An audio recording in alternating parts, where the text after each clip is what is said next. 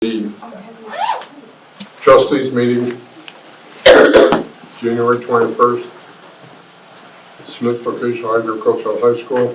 May Janet call to order, please. Mr. Haley, Present. Mr. Quadro, Present. Dr. Spencer Robinson. Here. Dr. Bonner. Here. Mayor Shara. Here. May we have a pledge of allegiance?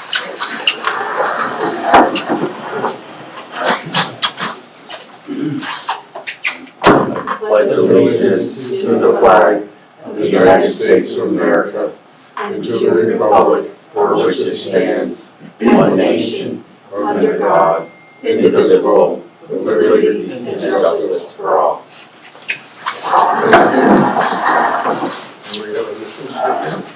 The mission of Smith Vocational and Agricultural High School is to provide students with an education that equips them to be professional adults with a high level of expertise, knowledge, and competence in their field, creative and impactful members of their chosen vocations and their communities, and effective communicators who value diversity of thought, experience, and cultural backgrounds. Thank you. Is there any participation by the public this evening?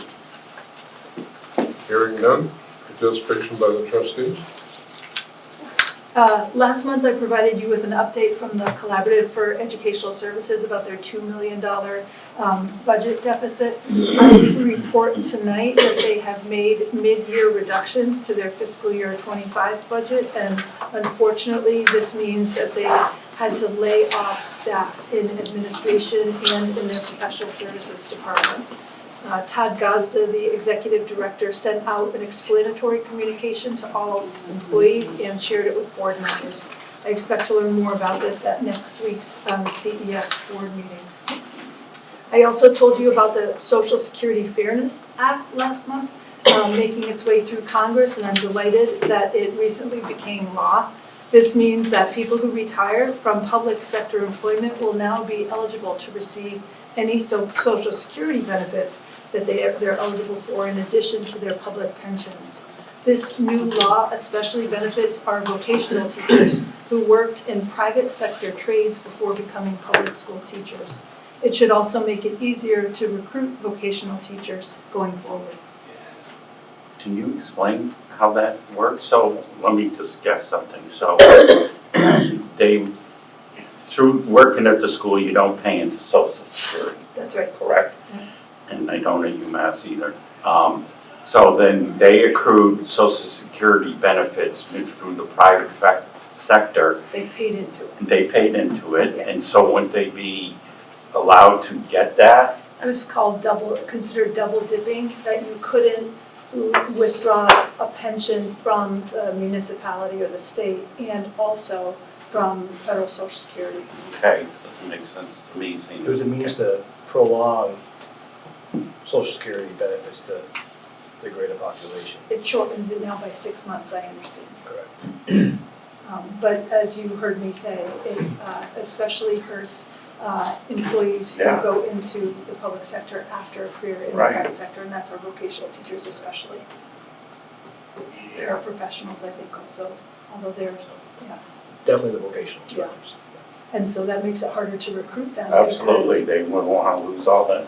Well, the problem is they won't be able, because they start teaching here later in their lives, they won't be able to work here long enough to accrue. The maximum benefits are 80% of your highest, the average of your 3 highest years of pay. So they can't work here long enough for it to be, they won't reach 80%, they'll retire at 50, 40, 30, and that's not enough to support them. But then they can't also draw Social Security benefits, and this will allow them to, the passage of this. Right. They've been working on it for a long, long time. And still there's opposition to it for the reasons Dr. Lincoln Hooker said. It's not seen as fiscally responsible by some folks. But Okay. it helps us in our world. Oh, anything else? Okay, great. Thank you. Rick? I'm sure Superintendent Andy will be addressing the project or in his update. Yes. And then we have the building on the docket, don't we? Yes. Okay, so no, I'm all set. Thank you. I just want to report that last Saturday, they tried to schedule a meeting here, meaning MASC, Massachusetts Association of School Committees, Division 8, which is a VOTEC division, and they wanted to do what they call a circular meeting to bring in all the groups from Western Massachusetts. And unfortunately, I think the snow, other factors, there was very low attendance, so they canceled that. They did reschedule it for this coming Saturday.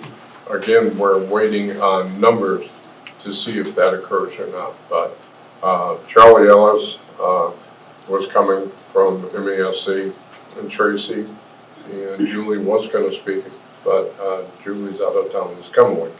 But we are participating when we go to our annual conference at Cape Cod, and we have these committee meetings through Division 5, which is Western Massachusetts for the regular vocational, but Division 8 is more the VOTEC and agricultural schools. So we do participate in both. Just locally though, not throughout the state.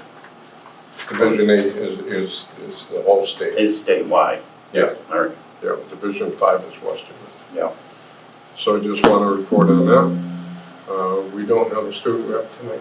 No, he's got a basketball He's game. playing basketball. Okay, And great. scoring a lot of points. I Scoring a saw lot on of the paper. points. Yeah. Oh my God. Doing great.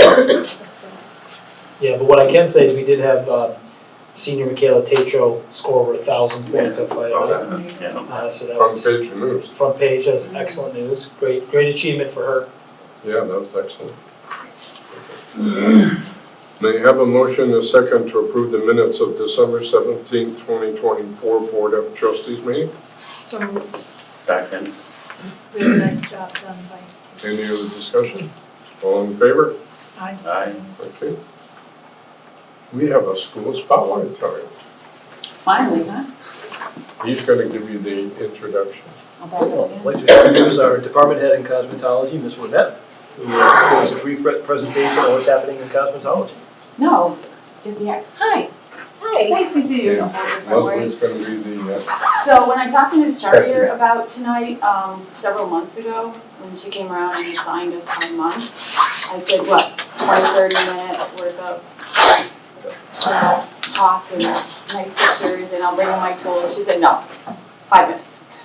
Make it 5. So we're trying really hard to make it 5, but it's just technically not cooperating. Yeah.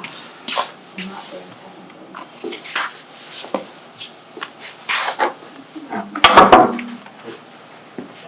Okay, sorry. All right. I was, No, no. I was too impatient. Okay, sorry. Jeez. See how she talks to me? I have a problem with clicker kind of control. Okay, so here we go. I have watched this so many times right now that I really like it. I hope you do. Your enjoyment, but I also showed my students today who all really liked it. So I hope I haven't shown it and looked at it too many times so that it doesn't mess up. So here we go. Oops. Son of a gun.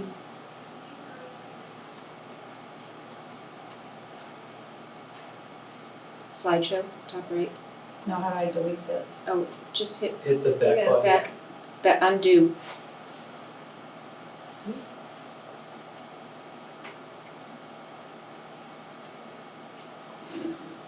So I think you got to give Dr. Lingenhofer permission, maybe. Well, no, I think if you X, I think, It might not play everything you did. You may have to proceed with the arrow.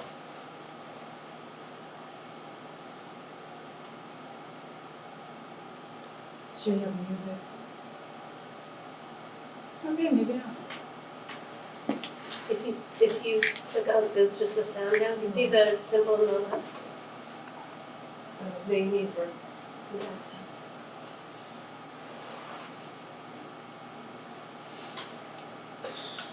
You have to sing. Sadly, I probably can't. Yeah, it didn't give Andy's account permission to run it. All right, so imagine music that goes. So the study of hair, skin, nails, and cosmetics, and then some nice pictures will come off. It'll be to the beat of an 8 count. Oops. I don't know why that clicked. Do you need a license to practice cosmetology? Yes, you do. So what are the requirements for a cosmetology license? Students need to complete 1,000 active hours in a variety of subjects. Our curriculum follows both the Massachusetts Cosmetology State Board requirements and the CTE frameworks from DESE. Attend a state certified school, private or vocational, and you are here. 15, in a vocational school, you need to be age 15 and not in an exploratory program to start earning your 1,000 hours. The state requires you to be in uniform, on time, prepared. Employability skills. You will need to purchase cosmetology kit that provides you with tools you'll need in the world of employment. And our mission statement. Our mission is to make people look and feel better. And here's our embedded academics. Of course, it follows the vision of our graduates with professional, impactful, and communicators. So professional, I took pieces out. SVAHS cosmetology graduates are professional adults who possess a high level of expertise, knowledge, and competence, contributing to their personal growth and the overall progress of their industries and communities. We have graduates employed and entrepreneurs at these locations.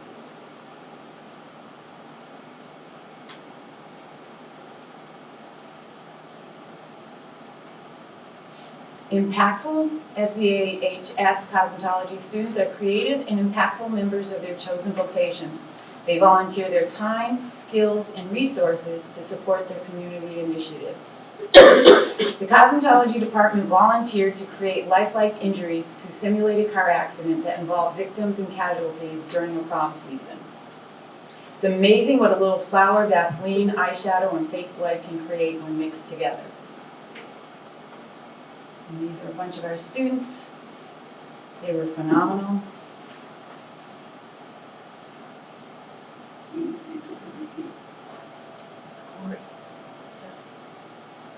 And then the music comes on, it says impactful. Communicators, SVAHS, cosmetology students, as active listeners, they better understand the needs and perspectives of others. Smith Vocational looks to cultivate positive thinking focused on both the process as well as the outcome.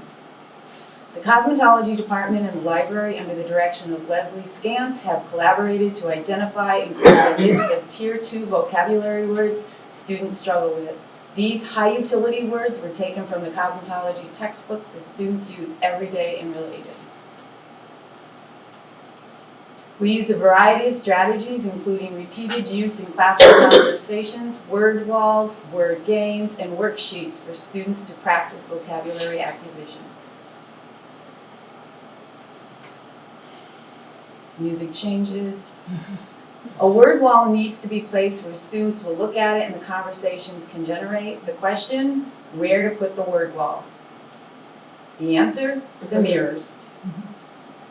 Works like a charm. Cosmetology technical skills.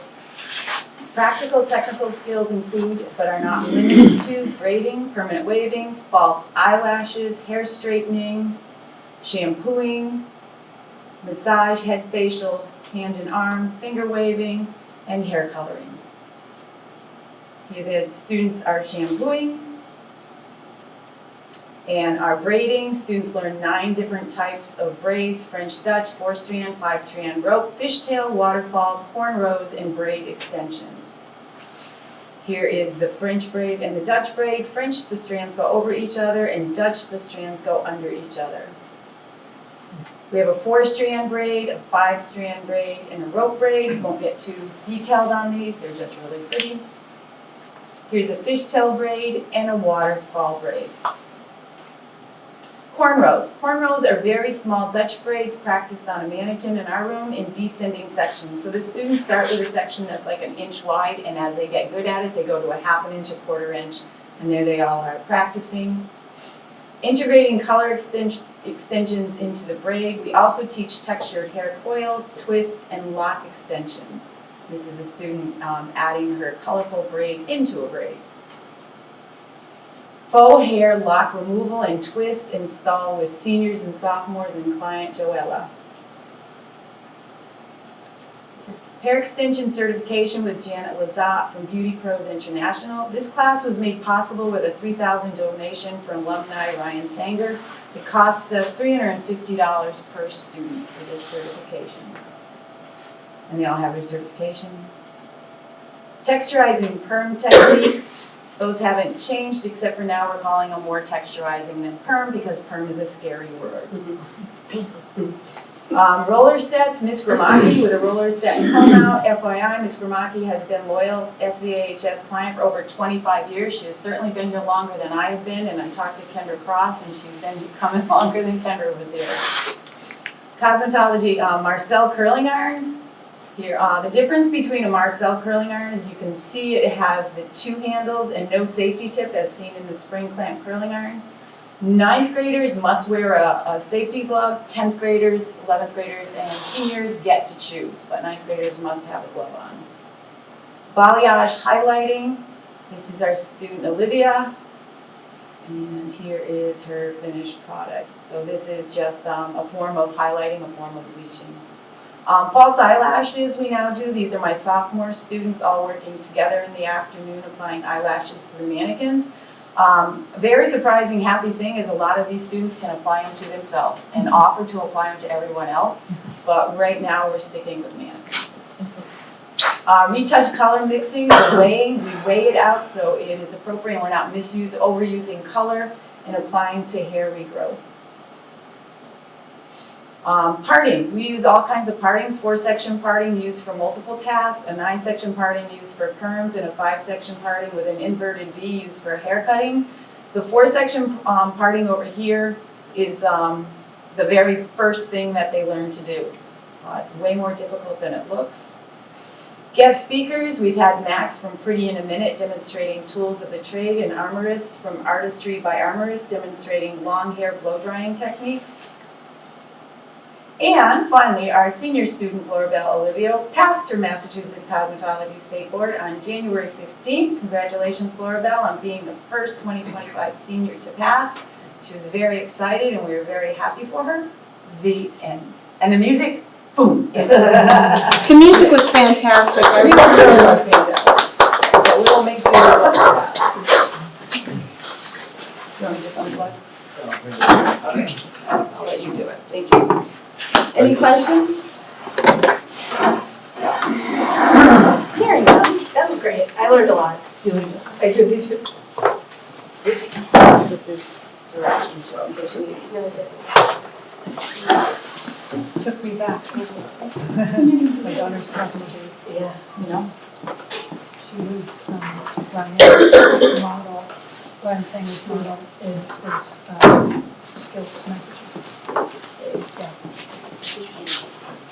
Mr. Principal, you're up. Oh, I have a very brief report this evening. As was noted earlier, Brandon's over at basketball, holding steady at 583 students, same as last month. Students' applications year over year were at 241, that's a plus 11, and currently 20.75% or 50 of them are from Northampton. I thought Dominic was our. Sorry, Dom. Yeah, I was thinking Sorry. the same. I forgot, that's, ignore that. I'll fix that Did I for the miss something electronic. here? Dom, yeah, he's over playing basketball. Sorry. No, Brandon resigned last year. I apologize for that. And budget, we did begin having our budget meetings this week, and we will continue through next week. And then putting that together for Dr. Lincoln Oker to bring to the Board of Trustees. We have no personnel openings at this time. Thank you, sir. Committee reports? Yes. The policy subcommittee met on January 8th to review a proposed new draft of the technology acceptable use policy and consider updating the policy on vocational shop services and sales. The technology acceptable use changes are driven by a request from Google for blanket approval for student use of all their apps, as well as a desire to simplify the language of the policy so that it is more easily understood by students and employees who are required to sign it. The next time we discuss this policy, we'll have MASC's most recent iteration of it as a point of reference.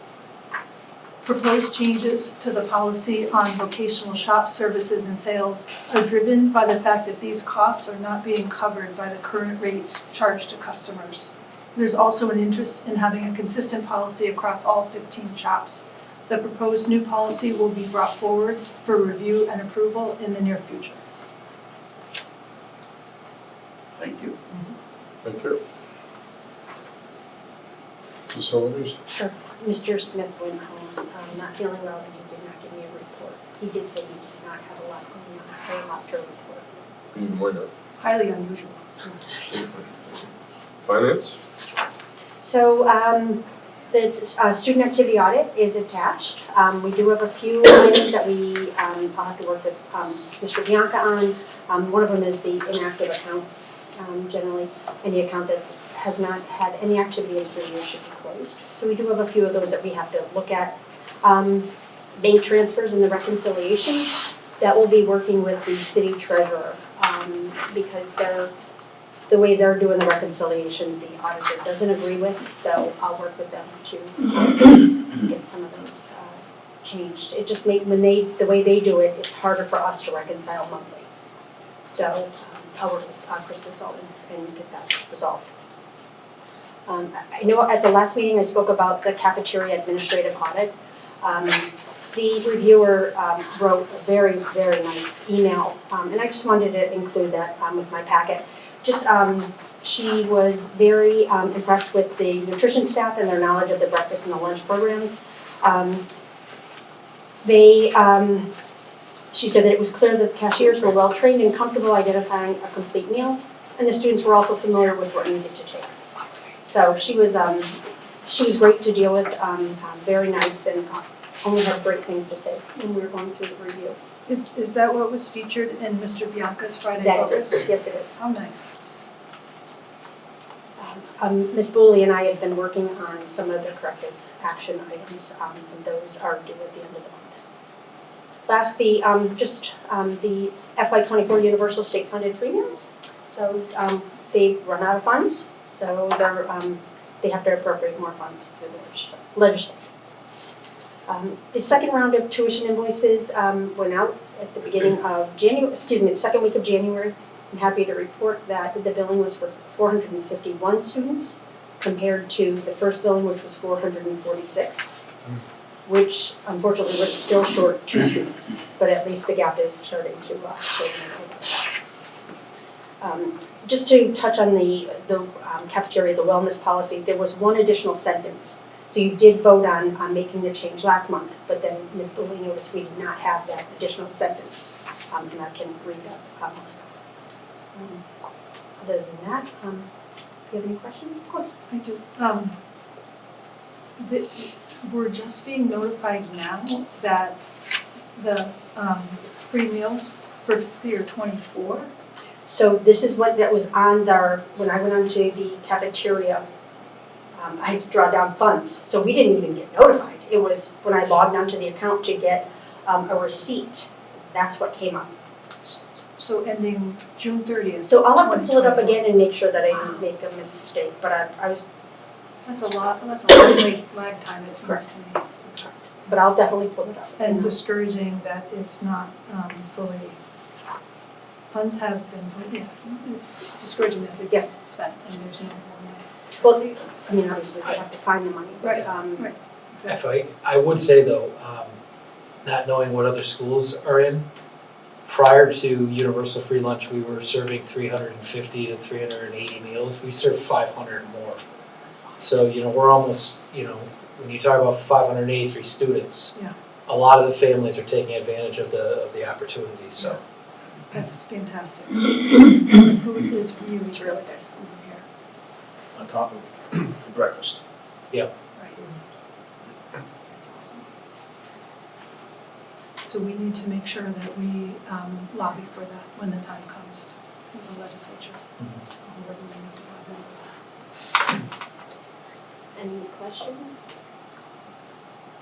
So the sentence will be added, do you want to? I will review that, I have to log into the portal, and I will either send an email out tomorrow or send a prayer, make sure there's. Regarding the With the- wellness, Yeah, so that the SFA has available in the cafeteria water fountain, is that what we're talking about? Correct. Providing potable water to all students throughout the day, including breakfast and lunches. That's great that Ms. Bowie caught that. Yes. Thank you. Superintendent. Good evening, everybody. We'll go through this report. There'll be a second report later on under new business, but this is the typical superintendent's report. Just a couple topics underneath instructional leadership.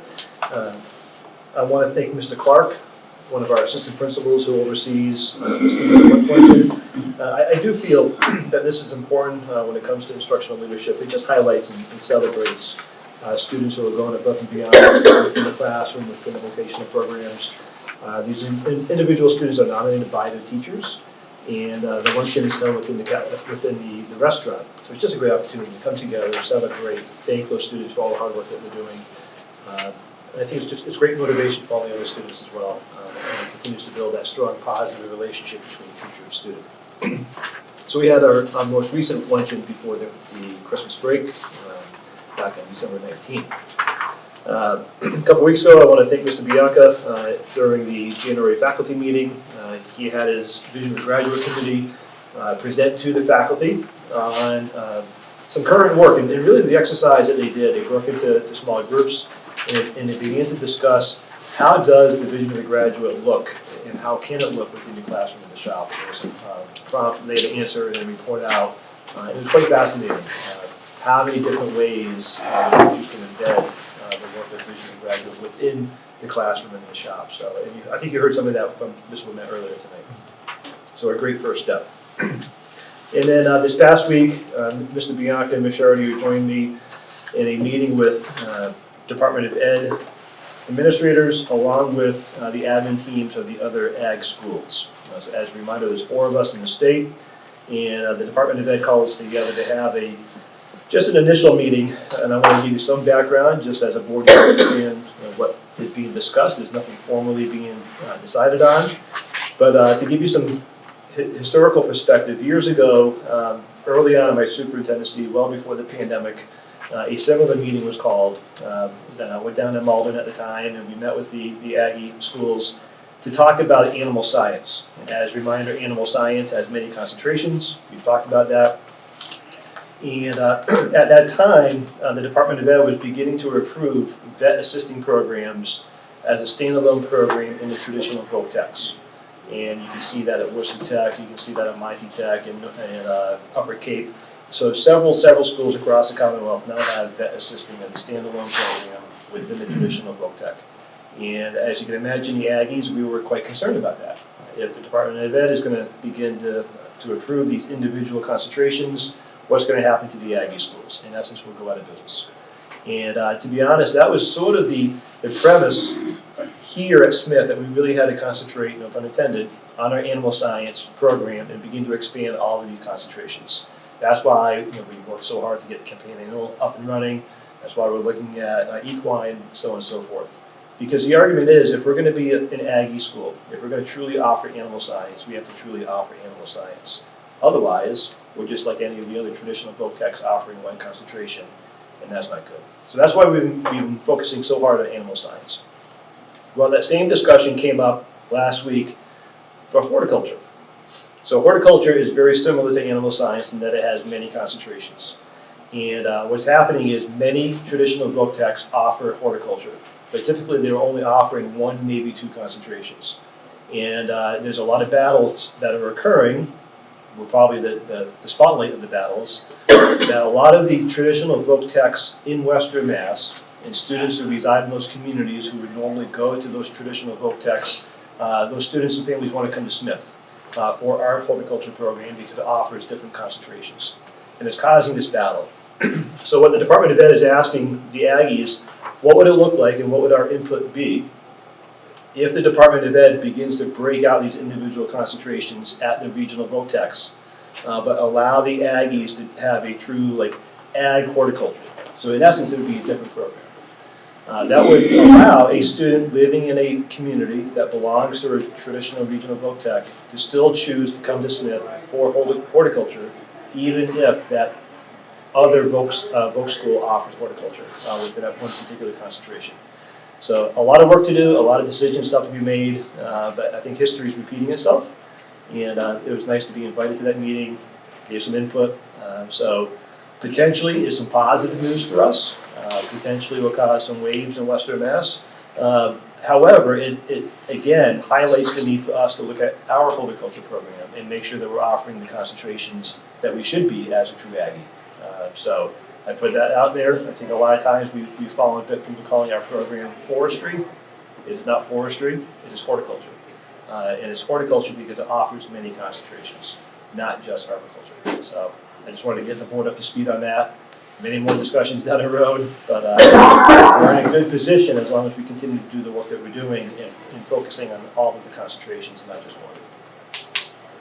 I can ask a question. So with this specific item, the competition is coming from other vocational schools, and what I've seen termed Both. wall-to-wall vocational schools. Correct. So It's really, and I shared that with the Department of Ed, that when we talk about admissions policies, we're typically talking about the competition is the sending communities. Right. In this particular discussion, it's both the sending communities along with the regional VOTECs. So they are both up in arms with the fact that we are getting students to come to Smith or to the other Aggies, even though the traditional VOTECs are offering horticulture. So we're getting from all ends. So from their, I know from the sending district's perspective, they're meeting the needs of their students and families who want, let's say, culinary arts or horticulture by providing it to them in the district, right? It's a different kind of program for what we offer. In terms of the other vocational schools, it's that they don't want to lose vocational students to Smith for Correct. programs. Correct. And oftentimes it's not 100% consensus. Oftentimes when a regional VOTEC is offering horticulture, it's typically turf management, landscape design, maybe some greenhouse management if there's a greenhouse. Right. That's typically all. Suburban kind of thing. Correct, which makes a lot of sense. Yeah. However, not too many of the traditional regional VOTECs have a forest and have the amount of resources that we have. They don't have the heavy equipment that we have. Or the farm fields. Exactly. Yeah. So unfortunately, in the eyes of the state, horticulture is horticulture. There's only one zip code. So the sending district superintendent and the regional VOTEC can tell Johnny or tell Susie, you have to go to the regional VOTEC because it's the same program. Right. When in reality, it's not. Right. So the Department of Ed's trying to split the hair to say, okay, the traditional regional VOTEC is offering landscape or greenhouse management, and it's only that one concentration. Smith offers that plus more, so we will approve that student to come to Smith for that more broad. Broader exposure. Yeah. Exactly. Who convened that meeting The Department of Ed. and who was that? Liz Bennett was the facilitator. And there's just the administrative leadership teams from the four? And Marnie Jane from the Department of Ed, she oversees new program approval. She also oversees the non-resident tuition. So she's very, very familiar, and she's sort of in the weeds when it comes to the appeals that families have when they're not approved to come to Smith. So, Thank you. Yeah. So just one last question. How are you feeling? Optimistic, pessimistic, neutral? Did you leave that meeting feeling? positive in that we're having the conversation. Where it goes from here, I don't know. Thank you. So under management and operations, most of you, actually, wrong slide, but I thought timing was good. So the MSBA survey, I believe I shared this with the board about a month ago. They had this cycle where they survey all the communities in the state to sort of build and update their database that they have for MSBA. So our turn is up, So we had this interview last week, and I just want to share with the board. So this is the spreadsheet that we had to populate and then respond to. It wasn't MSBA directly, they actually contract out with a consulting firm, so it was the consulting firm that met with us. But these were all the questions that we had to fill out. I won't show every little detail for the board. Excuse me, an MSBA, Mass School Building Authority? Yes. So really, any school building All those project, tabs along the bottom, what's that? all those tabs along the bottom? Wow. Per tab. So the first tab, as Dr. Spencer Robertson mentioned, is district, and there's just several questions more at the district level, kind of who oversees various maintenance projects, who people are, things like that. And then we drill down to the campus level. Who are we as an overall district or a campus? When do we open up? What grade spans do we offer? And then do we have some type of facility plan?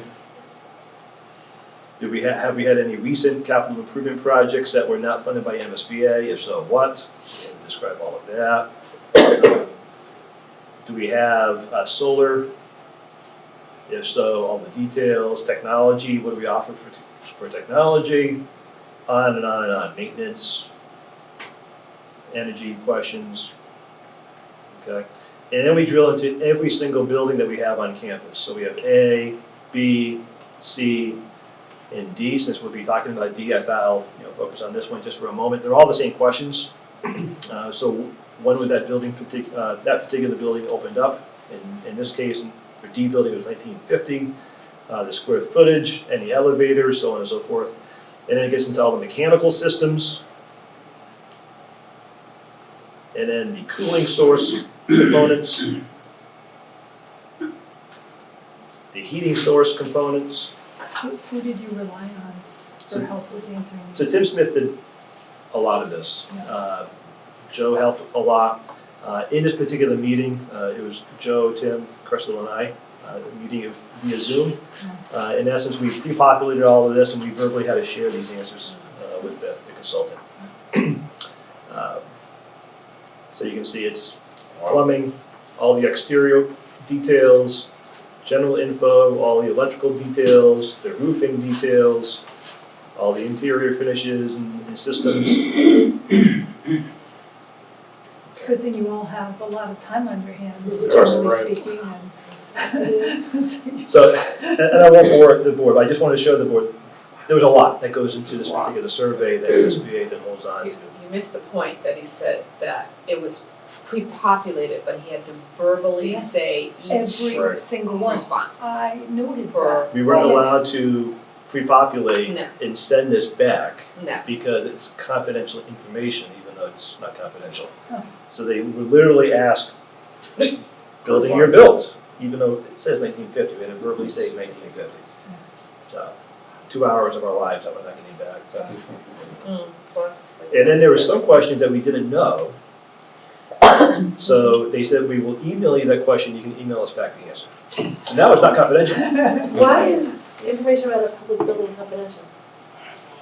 think it's a way for the taxpayer money to Yeah, be well spent. MSBA, they did an RFP for a third party, so a third party is putting all this information in, but they could have cut out the third party and just allow us to populate that information and send it to them. I mean, my first thought is terrorism. Right, if somebody wanted to make a terrorist attack on Smith Boat, they'd have information about our, Sure, but you could do a public records request on any of that information. Exactly. you So, know, hyper vigilant. You can password protect it and send in, but. I'm not defending it, I'm just thinking, what's the justification for that redundancy? So moving on to the new horticulture building. We'll have access to the information, everyone will, once it's in the statewide database. And, I mean, Massachusetts does better than, I think, just about any other state with its And it was information fascinating, I about- talked to Mr. Smith afterwards, he said this was actually a good exercise for him as well, to kind of go through in that detail, so to that extent, it was worth it. Another snafu, so they had a lot of on their end, they had all the buildings already pre-populated. So they knew we had A building, B building, and so on and so forth. At the end, I said, well, we have a couple of new buildings. We have a companion animal building, we have the animal science building, which years ago was Park and Rec, so it wasn't part of their system. So I asked the woman if, can we add the companion animal building? Can we add animal science? And she, no, it wasn't in the system, so. That's Doesn't So exist. how's it gonna get in the That's system? the question. So anyways, the joys of NSBA. So now moving on to hopefully some better news, horticulture building. So just a routine to update the board on the 2-week look ahead. So this is again looking at where are we in the next 2 weeks, what's going on. As of today's meeting, we are going to be, well not we, but Kiter's going to be continuing to work on the wood framing. You're going to see some photos in a moment, along with continuing with the roof system. Their goal is by the middle of February that they'll be weather tight. So that means fully enclosed, windows will be installed, doors installed, and they can begin to work interior-wise as far as all the mechanicals and then the finished work. Right now, according to their master schedule, July 24th is the project completion date. There are a few rows after, which are sort of like contingency and whatnot. But right now, hopefully, the project itself will be done by the end of July. And then How do you feel about that date? I'm feeling pretty good now. It is moving along. And is that enough, is there enough time on the other side of it to do? Worst case scenario, probably we'll be moving stuff in the middle of August. So would it be ready for the first day of school? I don't know that. Okay. It'll be close. Okay. Rather than trying to take photos myself and being outside the fence in the area, I thought I would share this link. So Schoolhouse creates it's almost a daily log. I thought it might be worthwhile.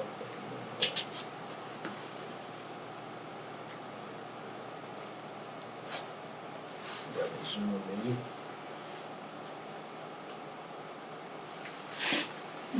Bottom right. Bottom right, the plus Oh, sign. there you go, Yeah. thank you.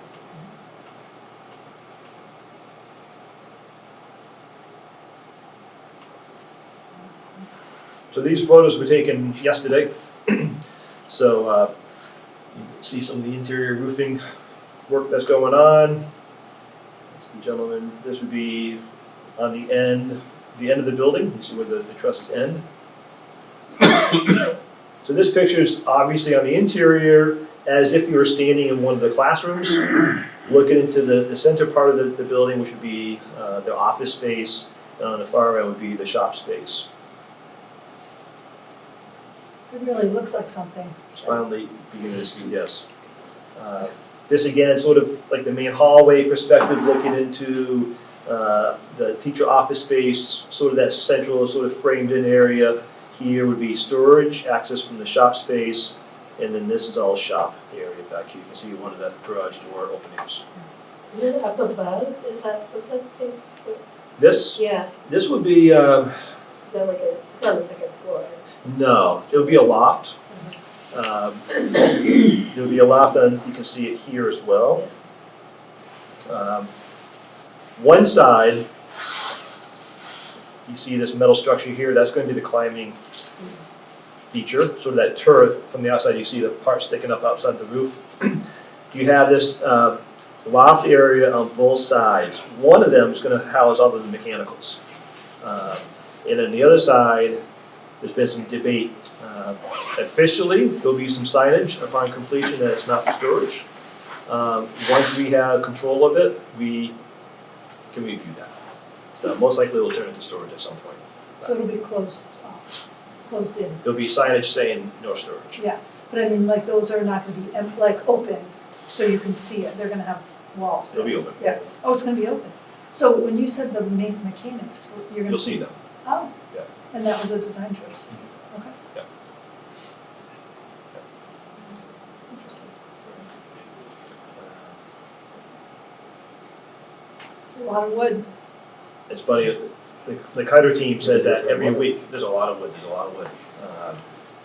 So that 1.2 million has helped us out. Kiter just told us that wood's going up by 25%, so I hope it's all. Yes. So this picture here is sort of looking from the ground level up through what I call the turret. This would be what we're also calling the Christmas tree feature. So it would be the climbing. We'll find a tree up in the VA lot. We'll bring the tree down. There will be sort of a structure here fastened to the metal cross beams that will sort of house and hold on to the tree. It will be bolted down to the concrete slab, and that's where the student's going to be able to learn how to climb the tree indoors, climate control. So the Better foundation. than a climbing wall. What's that? Better than a climbing wall. Yes, yes. We removed that design. So again, some of the more interior from the shop's perspective looking up. So these will be windows. It's sort of that difference between the two roof systems, and those windows are designed to allow a lot of the natural light into the shop space. Beautiful. You can see that in this picture as well. And moving outside. Oh, that's beautiful. So this is from the service yard side, kind of on the animal science corner. Okay, you can see the garage door openings. And as of today, if you saw the pictures of today, they began to frame in the end walls. So that's where they're working as of today. That one looks like the drawings we saw, the renderings. Yes. Yeah, this picture right here. So this would be sort of, I think you're probably standing on the former horticulture building area, looking down. The main entrance will be right here for the student access. This concrete structure here is the compressor room. So it's part of the building, but it's walled off, so hopefully minimize the sound for the students. And you won't see the concrete from the exterior, it'll all be sided over and it'll blend in. Another interior photo. I think that's it. So, again, they're moving right along now. That's exciting. Okay.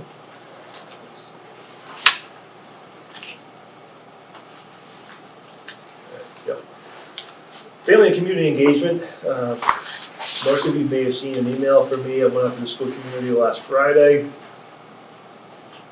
I'm not going to read it to the board this evening, but I just wanted to give some context to it. And in talking to Mr. Bianca, we felt it was a good time. There wasn't one incident, honestly, that sort of facilitated that letter. It was just what we're finding, and if you talk to our assistant principals, this year we're having an uptick in some interpersonal conflicts with our students. Why, we don't know. So they are working around the clock, just trying to figure out, the interpersonal conflict. I want to thank Mr. Bianca and the assistant principals. They actually are now talking to our staff. We've had some faculty meeting time.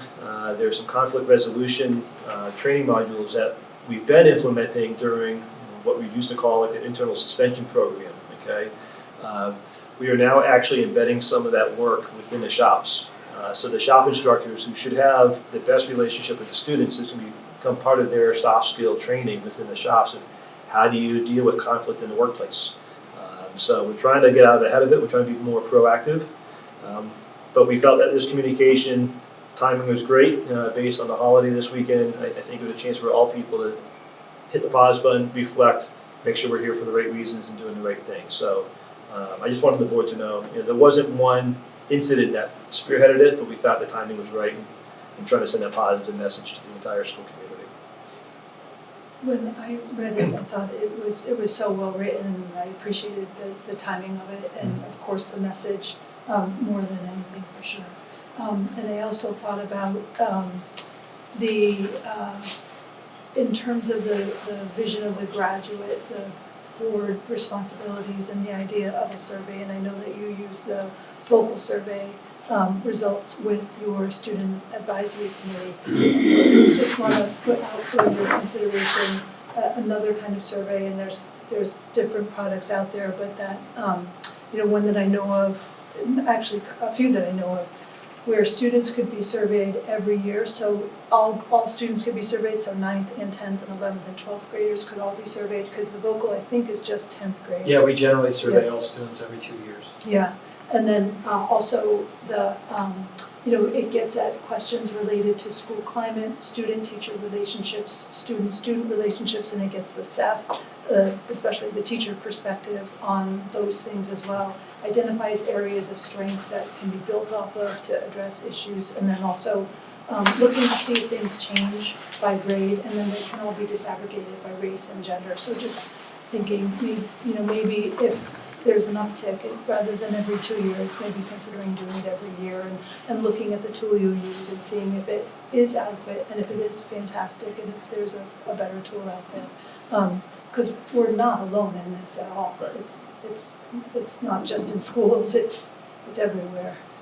But the more that we understand what is happening, and conflict resolution skills are fantastic, just, full stop. But there might be other things that you aren't aware of that are happening that you're glad to know about, and that could include the positives as well. And I would expect that that the students would feel positively about their relationships with their shop teachers, and so certainly using those teachers is smart. But you could have that survey data to validate that thinking. The VA lot, I just want to update the board. I know we've had some discussion recently around the use of the property. As we're using it more, what we're finding is because of the pandemic and whatnot, and the hoisting license issues that we had over the last few years, the use of that particular property became less and less.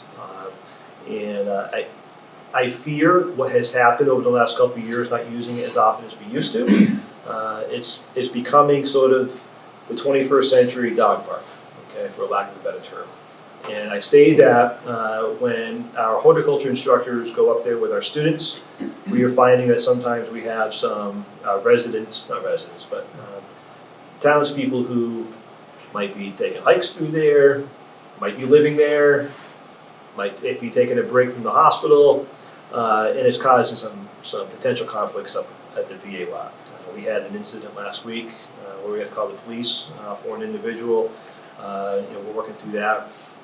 So I just wanted to bring the board up to speed that it's nothing overly serious yet, but the fact that our students and instructors have to interact with people that we're not quite sure who they are, and sometimes we have to call the police, is not a good thing. So I'd recommend, we've talked about op-eds in the past, I'd recommend perhaps if the board, if you wanted to write an article just talking about the use of that property is for the students in the school, and minimize your hiking and minimize your living up there, that would be a lovely idea.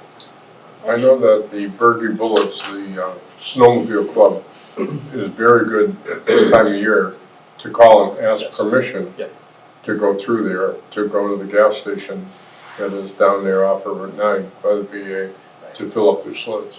But they are very courteous and have rebuilt all the trails up in there, and they've just done that all themselves. But as far as this other issue, it sounds like a homeless and a possible another situation. Thank you for bringing it to our attention. Do you have any conversations with the VA? I haven't directly, no. It sounds like the most recent one, it sounded like an individual who happened to be living there at the hospital and found a vacation home on our site.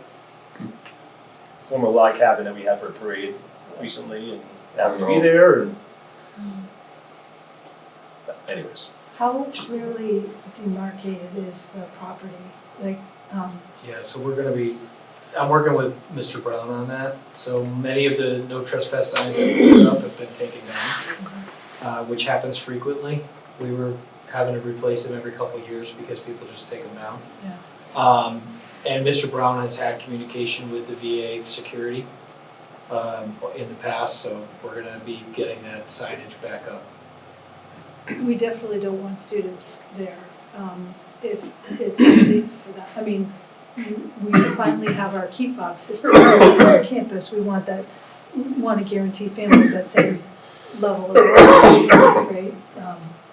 I'm just wondering about, are there cameras up there? Do we have cameras? We did a camera at the garage for security purposes to make sure that it's not broken in. Yeah. But with no electricity, then a lot of that has to be satellite and off batteries. Gotcha. So we did have the cameras that we have up there are really, like I said, about just the garage and for security. Okay. And they run off of cell cards. It's almost like cell phone cameras, so they use cellular data. But yeah, that's something I think we'd have to talk about where we go from there. Right. And I will say they've had, so far this year, they've had, I would say half a dozen encounters, the time that they're up there. And of the half a dozen, two of those 4 encounters, I wouldn't say that they were negative or hostile, I would just say that they were, our staff was ignored. 6 times, and how often do they go up? I mean, it's not like they're up there every single day. No, but on a senior week, and a 10, 12 week, or they're up there at least once or twice a week right now. Okay. Because they're trying to prep the site for, Right. for use of the heavy machinery and all that, so they're up there clearing land and doing other things.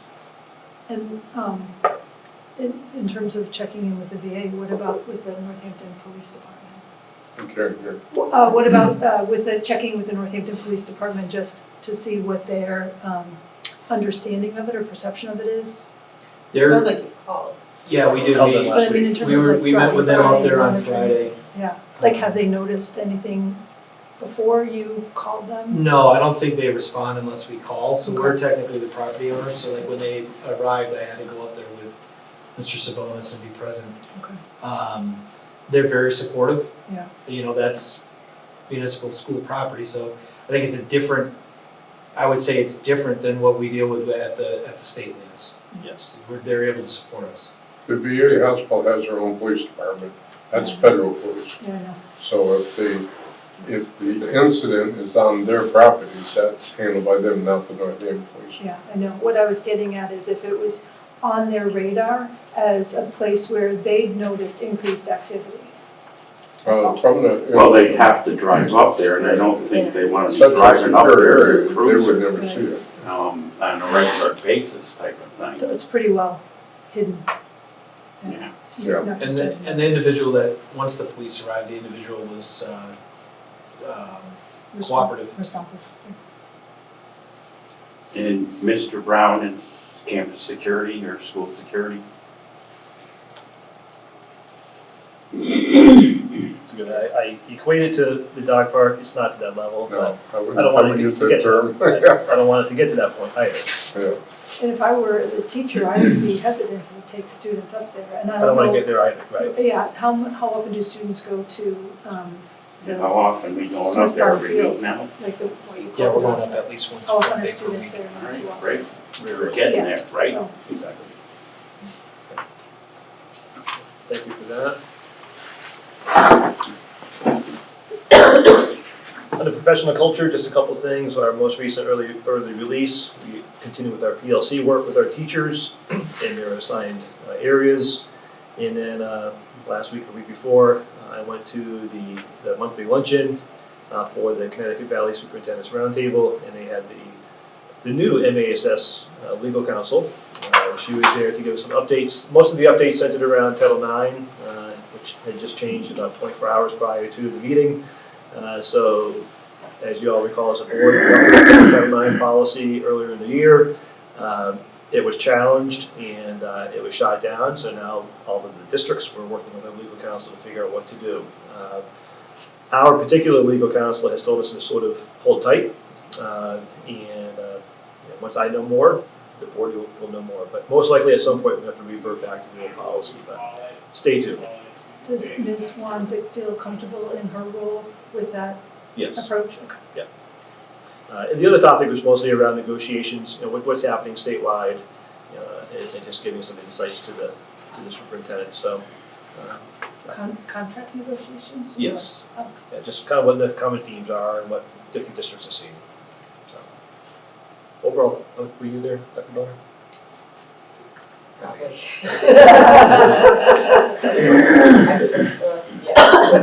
It's always nice to hear what's happening around the state. Yes. Donations, we did receive a donation, a new portable generator to plumbing, donated by Richard and Edna Green. And the plumbing department will be using that generator at their habitat sites, which is great. Looking ahead, just continued various meetings. Mr. Bianca mentioned we have our budget proposal meetings ramping up this week. Tomorrow, we have the blood drive being overseen by our health department. As a board, as a reminder, tomorrow morning we have our general advisory meeting. The criminal justice program is putting on their annual MRE challenge, where they get the teams and they break up various MREs, and there's like a cooking competition, which is great to watch. Again, MRE, Made ready to eat. Don't you try and sample them also? Oh yes, I'm one of the judges. So, great that. all these acronyms, More acronyms. On Thursday, I'll be off campus athletically for the tournament management committee meeting. And then next week, I want to thank the mayor for the annual city council and school committees, now plural, meeting next Thursday, I believe it is. I've been invited to present in early February to the Northampton Reparation Commission to do a short presentation on race and how that looks here at Smith. So I'll be preparing a relatively short presentation just on the data that we have here. Our next early dismissal is in early February. The policy subcommittee, the commissioner is going to have an update. And before you know it, we'll be back here. Next scheduled board meeting is on February 11th. Just out of curiosity, what does the Mass Taxpayers Foundation have to say to the Connecticut Valley Superintendent's Roundtable? So that's an annual presentation. It's a lot of numbers. Basically a projection of the state budget. So what are the trends? So then as a superintendent, what can we begin to anticipate as far as funding? And they're a fiscally conservative organization, am I right? Yes. So it won't be rosy, although December's collections were, the tax revenue was much better than expected. That's it. I'll turn it back to the chair. Thank you. Under new business, may I have a motion and second to approve amending the ADF wellness policy. So moved. Second. All in favor? Aye. Where the payment of invoices is taken off the agenda. The next item is may I have a motion and second to approve the following surplus for resale from horticulture/forestry, a 1991 brush bandit wood chipper. Motion approved. Second. Second. So, Further discussion? Hearing So none, there's- all in hold favor? excuse me, sir. So that has some real value. But that goes up for bidding.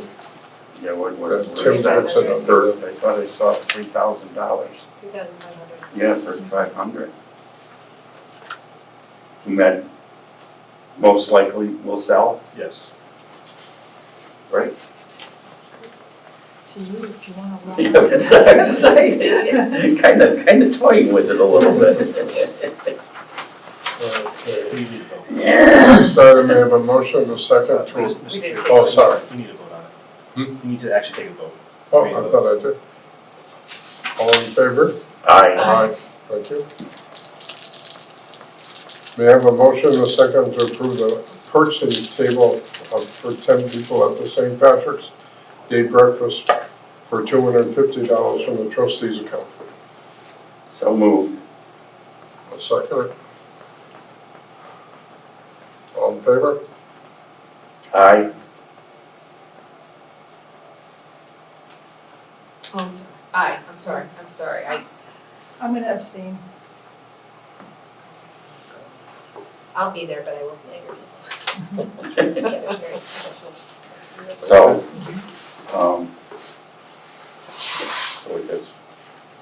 we just move on.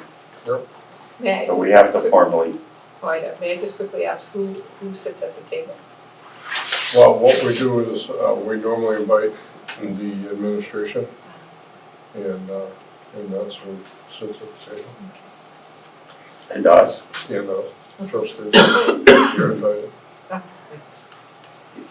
Just wondered. what day is it going to be? March 17th, right on the holiday, On the holiday, huh? St. Patrick's. The next one is may I have a motion and a second for discussion of possible action / vote, strategic planning report update. You want to talk on that? Yes. So I want to give a lot of credit to Dr. Spencer Robinson, beginning this work, and as a board, empower Dr. Spencer Robinson to continue this work over the last several months. So this evening, I have a very short presentation. Again, a lot of the work came from Dr. Spencer Robinson. My goal is to share this and have more of a discussion, and then what happens as far as next steps. So that's my goal this evening. We spent a good amount of time at the strategic planning retreat this summer as well, Yes. as a group talking about. So what you're going to hear this evening is really more focus on that fourth initiative, which is facilities, campus-wide, really specifically D-building, okay? So the purpose of this planning, and my hope as a board, as a superintendent, this is 7th or 8th year, I talked about a vision for several years. Earlier this evening, I talked about the animal science meeting that really turned that light bulb on and focus on animal science and where is our vision in the next 10 years or so. And I asked the same question to the board. As a board, where do you see this campus in the next 10 to 20 years? What does this campus look like? And I really need the board to come to a consensus and take the reins and say, this is where we want to go and this is where we want to see our campus looking like in the next 10 to 20 years. Can I add to that? In today's Gazette, if everybody read it this morning, 50 years ago today, but under 10 years ago today, a previous superintendent had an article in the paper about, we had a discussion about D-building in the campus, and 10 years ago, it was all over Channel 22 with our students sitting in chairs with blankets over them, trying to portray that how bad the school looked and cold and wet and ceilings leaking and et cetera, et cetera, et cetera. We brought in all the legislators, presented before them that we needed new funding and all that, and nothing ever moved forward. But here we are 10 years later in starting over. So I compliment you in regards to the initiative that here we go again. And that's a new day, new time, but same problem. Yeah, 10 years ago, I was the union president and here listening to those discussions. And we watched at the strategic planning retreat, we watched that videotape of the presentation from the Value Institute. So for me, I'm feeling the same, like, okay, we've been talking about this. For 10 years. It's been talked about for 10 years. What are we going to do? But it gives it merit in having that Time, for time. sure, yeah. And, I mean, it couldn't be more timely.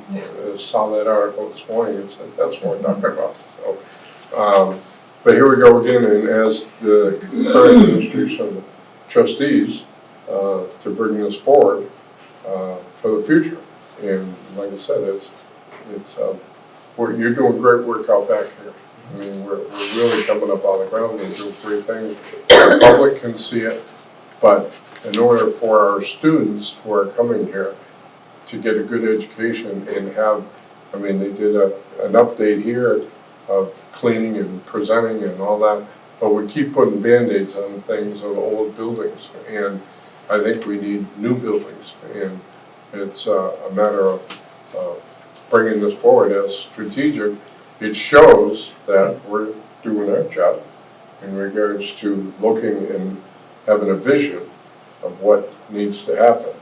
I know the mayor, I mean, only 20% of our students come from the city, and, you know, when we've asked the city to take on a bond or whatever, with only 20%, we fully understand the answer. But we have to come up with new answers and new with legislative problems. I think some of the tours that you've taken to other agricultural schools need to be part of this. But I'll let you continue. No, thank you. And great segue. I want to thank Caitlin for sharing with me that same article. I have it on this particular screen. I thought it was kind of poetic.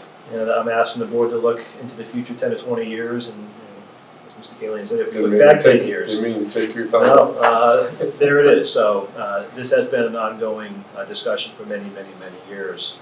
And I just hope that 20 years from now, we're not having the same conversations. So again, I asked the board, where do you want to see this campus in the next 10 years, 20 years? And this statement, this vision statement I've been using in the last several years of budget cycles. I've shared this with the admin team. But my vision, personally, professionally, is that we are the predominant CTE and agricultural school in Western Mass, that we're consistently at capacity, however we want to define at capacity, within all of our shops, and that we provide a most rigorous and relevant educational experience for all students. So looking at that vision, again, back to facilities and buildings, what do we have to do to have this campus provide the education? So we are at capacity, and we are the predominant school, and we're offering that rigorous and relevant educational experience. So I just put that out there for discussion, with that in the back of your mind as we get into the details of D-building and what the options that we sort of outlined. So the current condition of D-building, I just want to talk very briefly, and I want to then turn it over to Mr. Quadro, who can, if I go into some more detail, answer any specific questions. But D-building, as you heard earlier tonight through the MSBA survey, it was built in around 1950 or so, and it has reached, in my opinion, it has reached the end of its life. There's many issues. The flow is non-existent. ADA compliance, there's issues around that. Structurally, there's issues around that. We've had the portions of the roof blow off a couple times in my tenure. Many issues. But as a superintendent, I feel bad that our students are trying to learn in that building. It really makes no sense. We had a student medical emergency a few weeks ago on the second floor on one side, and we had some major issues getting that student out of the building with the fire department and the ambulance, because where the elevator was, and it causes havoc. Okay, so my personal opinion, yes, it has reached the end of its life. My personal opinion, it should not be and cannot be renovated. I think the amount of cost that would go into trying to renovate the building to make it usable in the 21st century, it does not make sense. And that's what I've heard over the years, when I was the principal in those meetings 10 years ago. But with that said, I believe in your packets emailed on Friday, you received a copy of an architect's report, an engineer's report, and a flooring report. Those were done pre-pandemic. And I can tell you, the reports haven't gotten any better if we did it now. If anything, they're probably worse. But I know Mr. Quadro, I want to talk briefly about it. Superintendent Andy summed it up. This building's not savable. I toyed with the idea of, completely gutting it, and it's a masonry building. There's some structural significance to it, but these reports will tell you that it's not worth saving. We have 3 different reports. You have a full comprehensive report by an engineering design firm which specializes in structural, is their main capacity, structural conditions assessment, building D, done in 2019, and then Hunley Associates did a report on the flooring system back in 2006. And then this architect, I think he goes by Ziggy, I've met him once, prepared a very extensive report also. Anyways, bottom line is, this building has served its purpose. We need to move on. We need a new state-of-the-art building.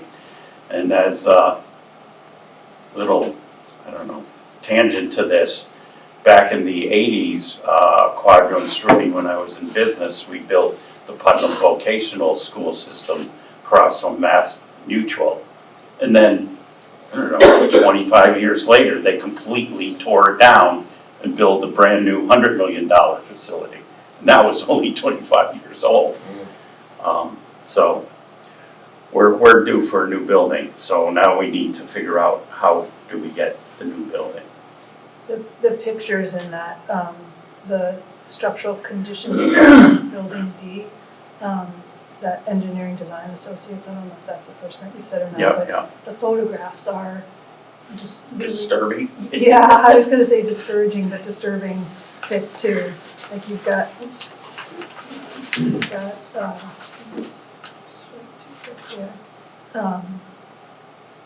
yeah, we've got holes in the concrete.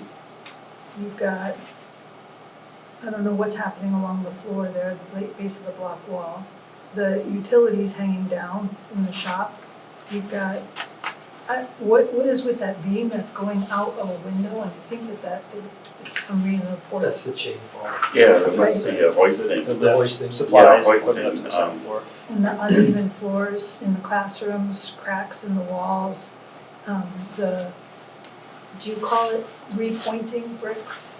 Yeah, Like you can't- could repoint it, it but looks there's like just beyond- too many It's issues. so many issues. Too many issues. The deterioration, the staining, I mean, like the photo, I see that building a lot, I've seen it so many times, but looking at the photographs, just like really honing in on, oh, there's this, and then there's this, and there's this, it's like, that's a lot of problems that add up. If I could just say, I mean, I think the biggest word I've seen over the years when you're doing buildings that are old is safety. And nobody can argue with safety. And what Andy just stated about getting that kid out of with the ambulance, that's safety. And I think that as we build this context to present, I think we should have a whole section in there just on that as a header that will get people's attention real quick. Yeah, and for me as a longtime educator, it's not an ideal space in which to teach or to learn. It's not great for the adults or the students. You're walking through classrooms to get from one side of the building to the other. Yeah. People are actively teaching, and that's really disruptive. It made sense back in the old days to somebody. Now, Mr. Smith brought an issue up at one point, I don't think it was during the meeting. He might have said something to me after the fact that need to visit replacing the dust collection system for carpentry and cabinet making. And how much money do we continue pouring into the facility? So that was part of our capital improvement request. That's, you're gonna have to move forward with in some capacity, because to replace this building or whatever we're gonna do, probably a 10-year plan in my quick guesstimate. Certainly, I'm certainly not within 5 years, but probably about 10 years before we see some outcome. So you have that in the capital improvement That was submitted to the city. to the city, right? Yes. And what are we asking for? 200,000 or something? I don't think it was that high, No, but. we can't ask for anything over 150,000. Okay. So I believe Mr. Smith wanted to do it in portions. Mm-hmm. But you are right, that's been the balancing act that I've had over the last several years. When something comes up in that building, how much do we want to invest in maintaining that building? Right. I hate to throw money away, but it's a constant concern. Yes. Yeah, we still have some responsibility to maintain it, obviously. Sure. Because we got active programs in there, we're really no place to move them. Right, so it might be a great segue to the next slide. What do we do? What are the options? So, Dr. Spencer Robinson and I brainstormed and tried to be fully transparent for the board, okay? And I took the liberty to share this with the leadership team last week. We had a few tweaks and some great ideas and edits, so I actually added one additional one, okay? But 1 through 5 is sort of, I'm not necessarily saying priority order. This is sort of from one end of the spectrum to the other end of the spectrum as far as what can happen. So as a board, you could decide, we're not going to do anything. This building is only 70 years old, and there's school buildings in the state that might be 100 years old. There are. Right. And like the average age of the school buildings in Worcester, I don't know if you saw that, but it's crazy, it's like 50 years old. So hypothetically, that is an option. We could just stand pat and we continue as we currently are. The next level up, I guess, would be that we tear it down and we don't replace it.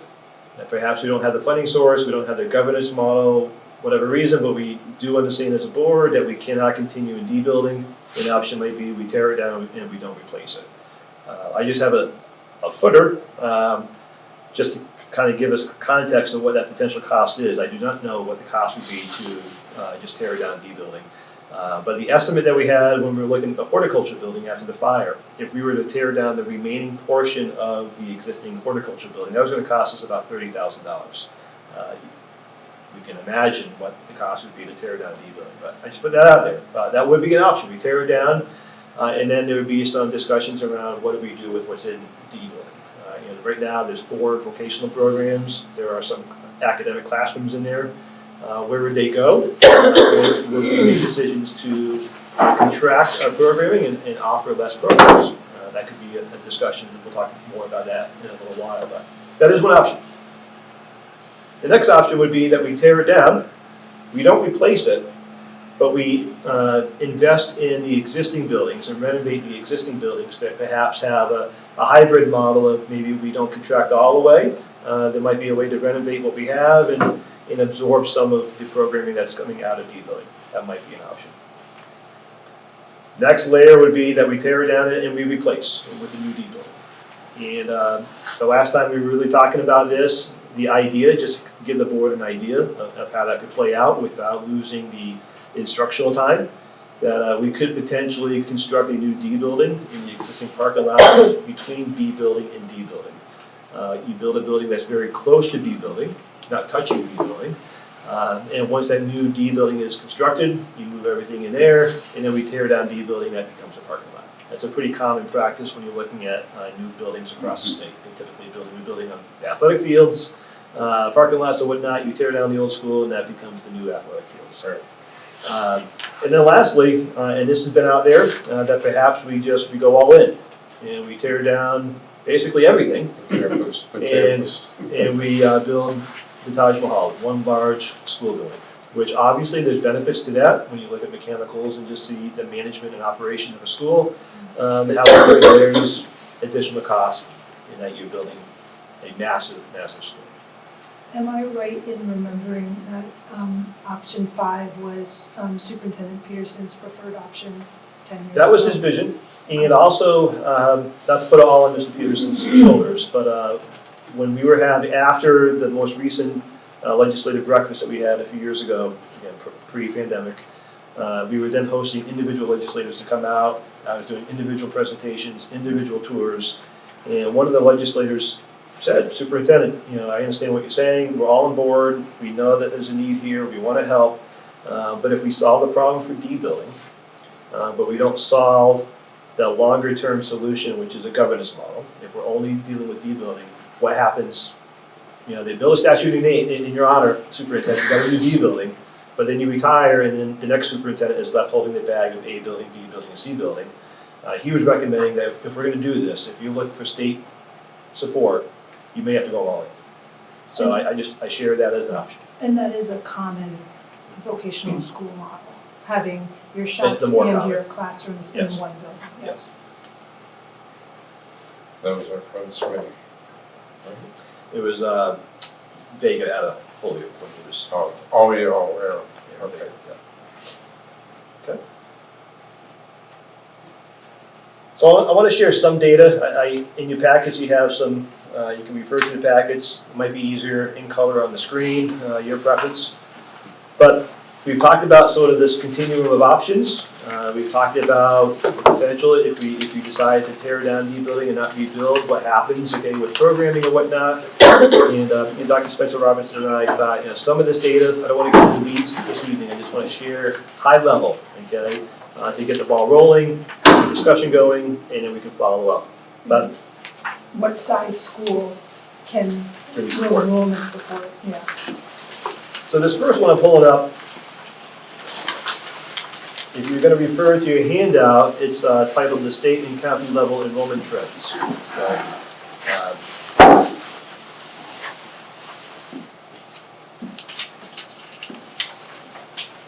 But what I pulled up is the entire report. So again, after the fact, if you want to know individual community data, I can show you what this is. But this comes directly from the Department of Ed. This is their October 1 enrollment data as of this school year, okay? And as you can see, the 300+ communities. If I scroll to the bottom of the report, this is what I printed out and shared in your packets.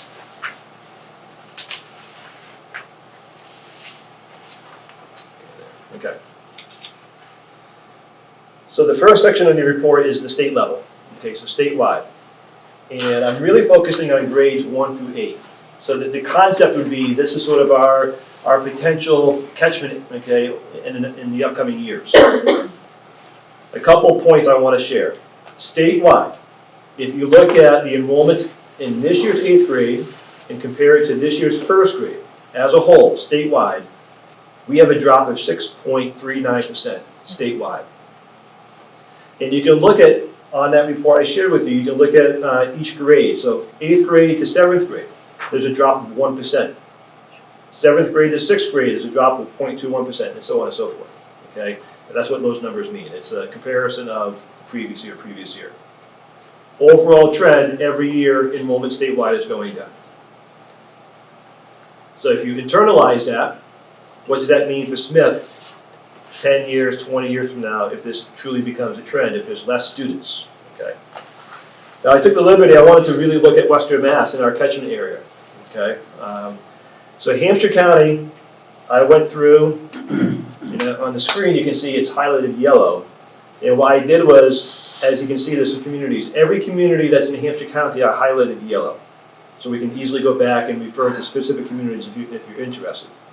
But within Hampshire County, you can do the same exercise. You can look at year to year, but just as a whole, from this year's 8th graders to this year's 1st graders in Hampshire County, you're looking at a drop of 23.74%.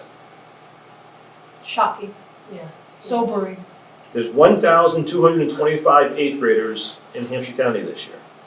There's 990 1st graders. And you can look year to year, for the most part, you've seen a decline almost every year. So it's not just a blip looking at 1st grade and 8th grade. It's a trend. Same exercise for Hampden County. I highlighted those communities in green. Overall, 8th grade to 1st grade is a drop of 3.75%. So not as drastic as Hampshire County, but still overall a drop. Question, Better Yes. than the state. when this enrollment numbers are for public schools, Yes. includes the charter schools, I imagine, I believe so, yes. Yes. because they're part of the public school Yes. system, right? Yeah, they're listed, yes.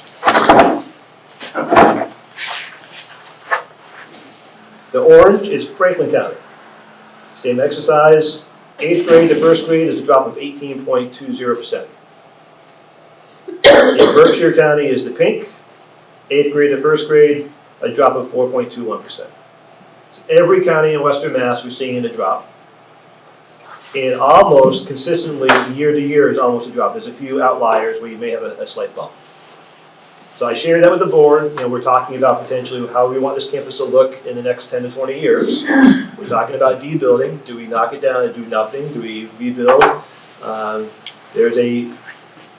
Obviously based on the data, there's a real possibility that there may be less students to drop from.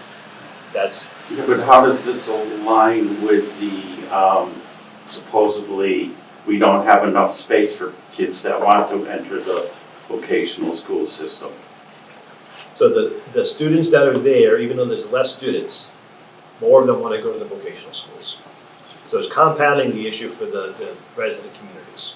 If there's less students to begin with, and a larger percentage of the less students want to go to the vocational school, then what's left in the traditional schools? That's what's causing a lot of the headaches. And one question in my mind is, vocational education is really popular right now. And how long will that be sustainable? I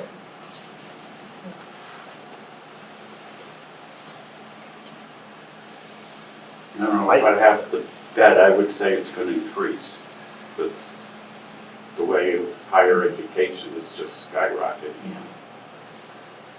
I just want to share the other data. So that's that one piece. Again, we can talk more about that data. That data. Super helpful to have it presented to us like this. Really great and really.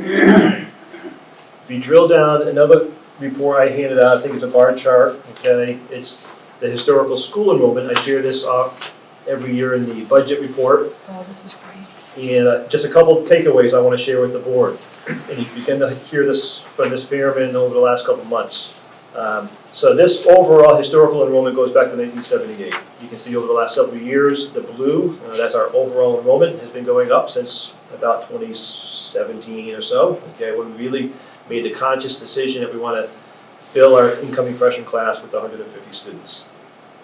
It's also basically at the same time I had that animal science meeting at the Department of Ed. We really wanted to focus on animal science.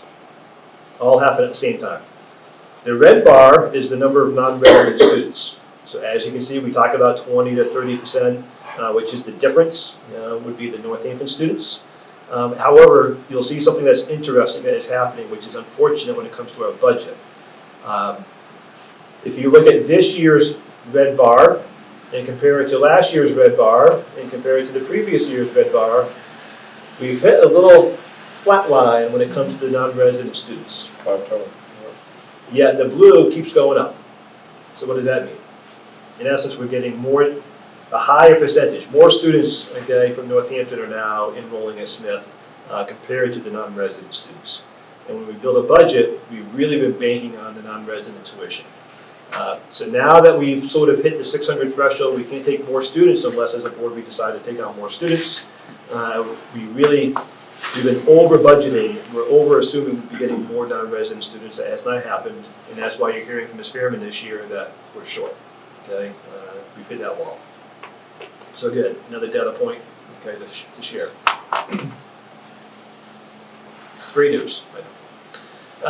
So with all of that. It's great that more students from Northampton are coming here. Love that. Yes. And it has financial consequences. Yes, both districts. Exactly.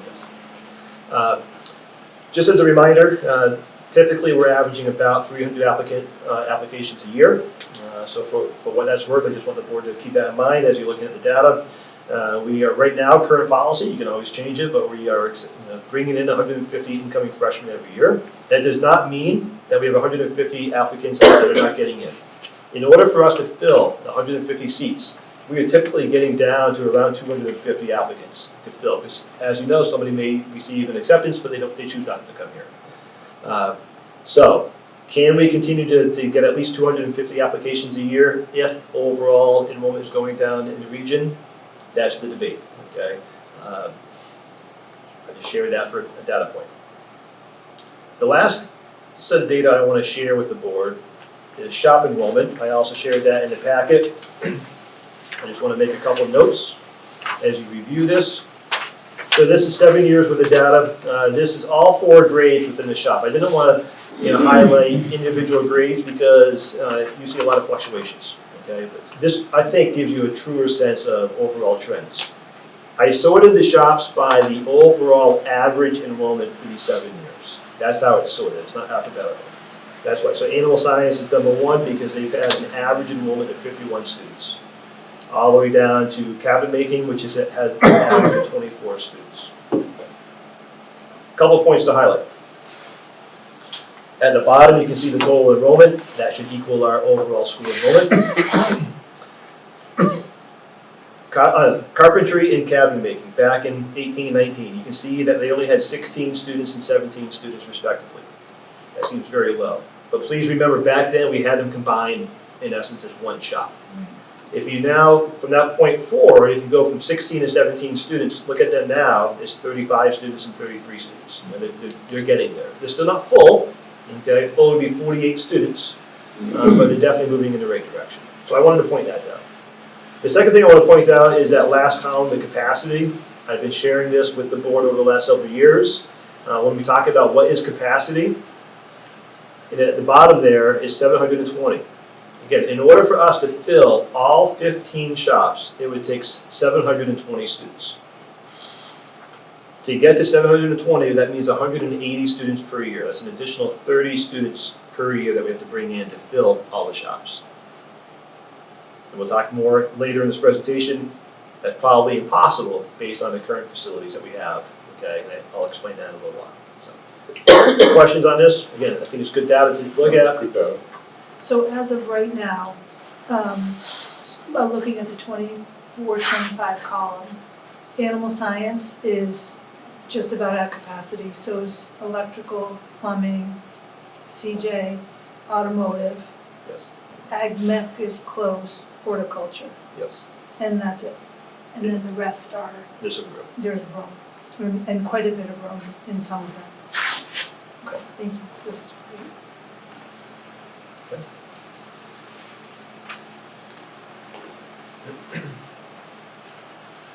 Dr. Spencer Robinson, you're up. Okay, so the thinking is, as Dr. Lincoln-Hooker has expressed so clearly, is that we wanted to give you high-level information, just sort of the big picture to be thinking about, and you might have questions or want much more information, but not wanting to drown you in all of that. So thinking about what, the future of the school and whether, one of the options being D-building could potentially be torn down and not replaced, and that would mean a contraction, I guess, depending on the extent to which the existing buildings were renovated and then could increase the capacity for the shops potentially, right? That is another factor to consider. But we would want to know what the employability outlook is for students in our 15 shops. So I went to the U.S. Bureau of Labor Statistics, which is such a great resource, and I pulled out all of the jobs that our students would be qualified for after having a high school diploma. So what you see here in these different areas, there are many more jobs, but any that required a bachelor's degree or an associate's degree or anything beyond the high school diploma, I did not include. And so just it's pretty interesting to see, right? So looking at advanced manufacturing, the pay is also there. We like to know what, our students, what kind of the economic forecast is for them. But if you look, for industrial machinery mechanics, the job outlook is 15%, right? So much faster. And then 0% in two other positions, and then a decline in metal and plastic machine workers. In agricultural mechanics, we're looking at a decline, growth, and then kind of, holding steady on farm equipment, small engine mechanics. Animal science, animal care and service workers, much faster than average growth. Same thing with veterinary assistants, which made me think like, yay, for our companion animal program, but not for farmers. Automotive, holding steady. You can sort of see, and we'll talk you through all of this, but it's a reference for us if we're considering if we did need to contract. Which shops should we potentially be considering? And it would make sense for us to look at this as well as historic enrollment trends in the shops. And so I also want to note that this is national data, and with some work we can provide you with state level data, since our students tend to stay where they are. You'll also see some of the pay and go, wow. Let me advise young people I know to go into, be an electrical power line installers who I'm driving around all the time now in Northampton as they're putting in the fiber optics, right? $85,000 a year. Okay. I don't think those guys are making that. We're talking the high tension line workers. Okay. What are these guys making, and gals? They're probably not making much more than a regular electrician.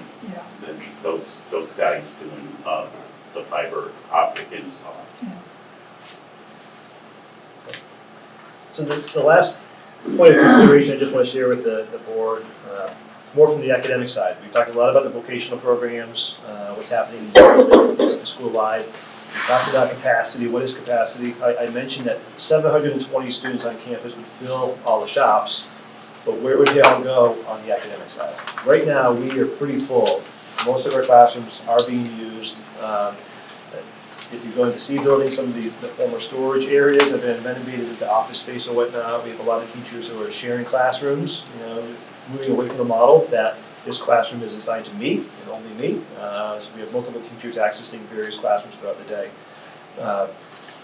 If we were to expand at all beyond 600 students, or even if we were to rebuild or whatnot, we do have to look at the limitations that we currently have when it comes to academics. And if you go back to the historical Smith-Vogt data, back to the late 70s, early 80s, that enrollment, overall enrollment was quite high, higher than what we have right now. So somebody may say, but Andy, you have the capacity, you used to have that many students. But on the academic side, there's been a big shift. Back then, the academics were very, very Classes were big. big and not too many different offerings. You had math, you had Basic. English, okay. Or And now we have many offerings and many singletons. The singleton as a course is only offered once, but that dedicates time and space. So we're running out of the academic space. We're running out of, when we have over 40% of our students have some level of an education plan, that requires support staff, and support staff need office space. As we continue to increase enrollment, the load on our business office continues to expand. So I just want the board to recognize such a decision that is on your lap. We can't only look at the vocational program, we have to look at the big picture, which is also academics. And right now, we are bursting at the seams.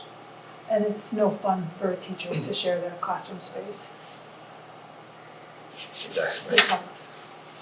So, reviewing the 5 options that we talked about a little while ago, I just want to give a Cliff Notes version of what your options may be when it comes to funding/governance. Okay, whether this sways your discussion or not, we thought this was worthwhile, at least to share with you as a board what your options may be. Obviously, if you decide to do nothing, we just remain status quo, then the governance structure can stay the same as well. Okay, we have to find the funding to, really, no funding, we'll just continue on. If we were to tear it down, tear the building down and not replace it, most likely the governance could stay the same. We simply have to find the funding to knock down the building. There'd be no need to change the governance, no need to look at outside funding, most likely. If we were to tear down D building and renovate the remaining buildings like we talked about, you'd have some options. Perhaps the governance structure does stay the same, and we find some combination of revenue sources that may include a local override. It could be a capital assessment. That's where the capital project, we sort of, we would assess per student what that cost would be, and we send that with the tuition bill to the sending communities. So those non-resident communities would be on the hook for some of that.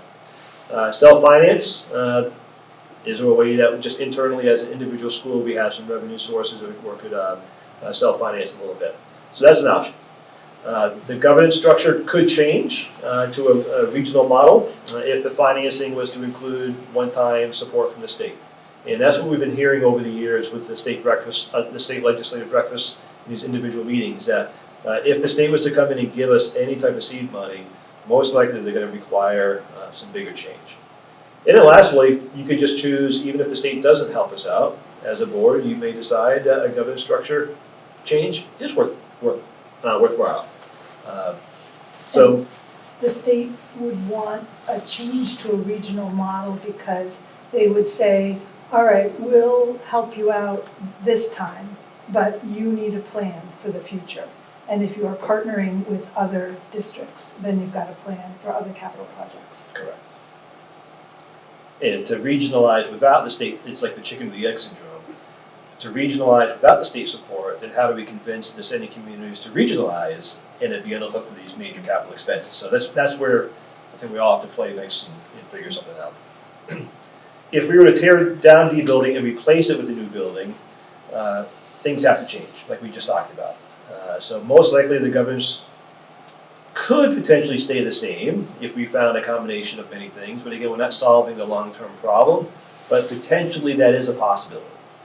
Most likely it would require Not solving the long-term problem of other capital Exactly. challenges. Yes. And to be frank, I ran some numbers a while ago. If we were to replace D building, not change the governance structure, and we were simply looking at a local override, perhaps that capital assessment and self-finance, that capital assessment component, we were looking at approximately a capital assessment per student that equated to almost a tuition per student. So you can imagine the small communities where they're already crying foul on a tuition rate of $18,000 or $19,000, plus the transportation for that one student.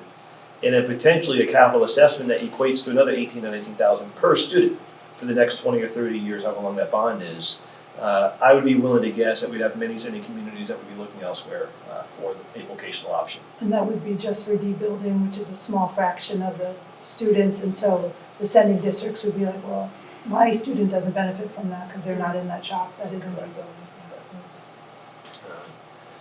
And then lastly, again, really, I think there's only a couple options. If we were to tear everything down and build that one larger school, most likely the governance would have to change, whether we're getting support from the state or not. So there are ways, based on your decision, there are ways that the governance could stay the same. We could potentially find some money, okay? But are we solving the bigger problem? So we share that. And I just want to close, now what? What information as a board do you want or need? Next steps? I turn it over to the chair and the board. Well, it appears to me, just you saying myself, that we need to carry the ball forward. I mean, do we set up quarterly meetings? I mean, every 6 months we meet? How often are we gonna grab this and go? So, I think that, that this is very serious. I think we have to take it serious, knowing that, but we also have to investigate, and not only moving forward, but this problem of the first graders, knowing that information, how's that gonna affect us in the future? And how's it gonna affect the city in the future? A lot of ifs. But I think people, our students, the teachers, administration, are looking at us as trustees to provide some answers. So I think we have to grab the bull by the horn here and start setting up some focus sessions to go out and visit some of these other schools, to go out and see how they did. I did have some conversations with Gordon Noseworthy in regards to building, but he said, Mike, it was too long ago and nothing applies. So everything would have to go to be a current situation or a 10-year plan, whatever we're painting out here, that this is our projected date or projected time to tear down, to build up. I mean, a lot of work. So, but I think with what you've just done in the schoolhouse, what you're doing with them out back, we can see what can come out of the ground. And there are people that can be our assets to make this project a reality. So I'm excited about it. I think we've brought this information forward. It's January. What better time? I have a question. Is our structure, as we're structured, our governance model, I guess is the word you would use, are we a lone wolf in the state? We're the only ones like this, correct? Yes. Everybody else is probably regional? Are they all regional? No, because you've got vocational schools that are part of districts. So like Westfield has their vocational part, like the Smith Folk could be part of Northampton Public Schools. It could be the 7th school in Northampton Public Schools, right? That's one way folks do it, but I would say most of the vocational schools are regional. And then there's 2 other options. You're right. So you have the vast majority of these other regional voc techs. Then you have 2 of the Aggie schools are county-based. So you got Bristol County and Norfolk County. So their trustees, some of them are appointed by the governor. There was a county government operations back in the day. So they're slightly different. And then the last one is Essex North Shore Aggie. And that's the model I've been sharing with the board. They're probably, their path to where they are, I would recommend the board perhaps pursue that. And I just want to give the board sort of a wake-up call as far as timeline. So for them, back in the late 90s, 98, 99, they actually had 3 different schools. They had North Shore VOTEC, they had Essex County Aggie, and then they had the Peabody, the city of Peabody had their own Chapter 74 programs. Excuse me, Andy, what's it currently called? Essex? Essex, North Shore, Aggie, it's a longer name than us. Essex North Shore? Yes, Aggie? Is it a combination, Aggie both? yes, so very similar to us. Okay. The two county schools they reference, Bristol and Norfolk, are only Aggie, LEI. So Essex, they were all struggling. All three programs Yeah. were struggling. They actually, because Essex at the time was still part of the county base of operations, so the state kind of controlled them a little bit, that's how the state came in. They wrote legislation, all of this started in the late 90s. I want to say the legislation was written in the early 2000s, 2002 to 2005, somewhere in that range. There's actual legislation that now outlines this new school. And what happened was the state gave them X number of dollars, and then they had to regionalize. So now the member districts had to chip in money, the state chipped in money, and from around 2005 or so, give or take, they opened up the new school in 2014. And that's what we now see when you go to Danvers and you see this beautiful campus. My point is, from initial discussions in the late 90s to 2014, they finally got a school. And in between, there was a lot of work with the state, getting legislation written.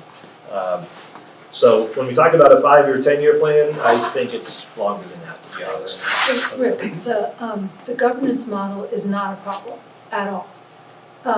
It's not a problem in terms of how it functions, how, running school historically, not a problem. It's only a problem if we need access to money, Yeah. right?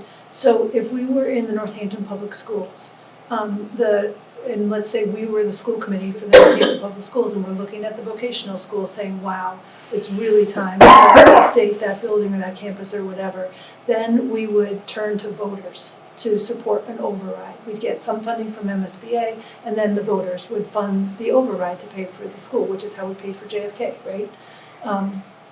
Which you were involved in. If we were if our governance model was regional, we would say, okay, we're each representing different communities. We'd say, all right, we need to improve this building or improve the campus, whatever else. Now we've got to decide which community, how much is each community kicking in, right? You assess your regional communities, and then they go back to the taxpayers of their communities. For us, we don't have anybody to go to.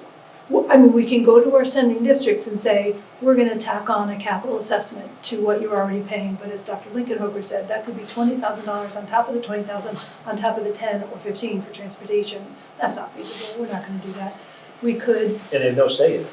And they have no say in the decisions that are made. So how Essex Tech worked is the state said, we'll pay for a new school if you change your governance model, have a regional approach, and then they're on the hook for everything going forward. So that's why we're considering a change in the governance model. But it doesn't have to be that. We can keep going the way we are.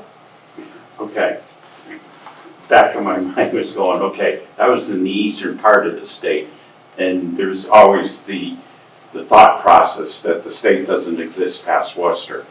And would we get that same type of consideration? We have really strong support in the legislature from Worcester, with Senator Comerford and Representative Sabadosa, especially Senator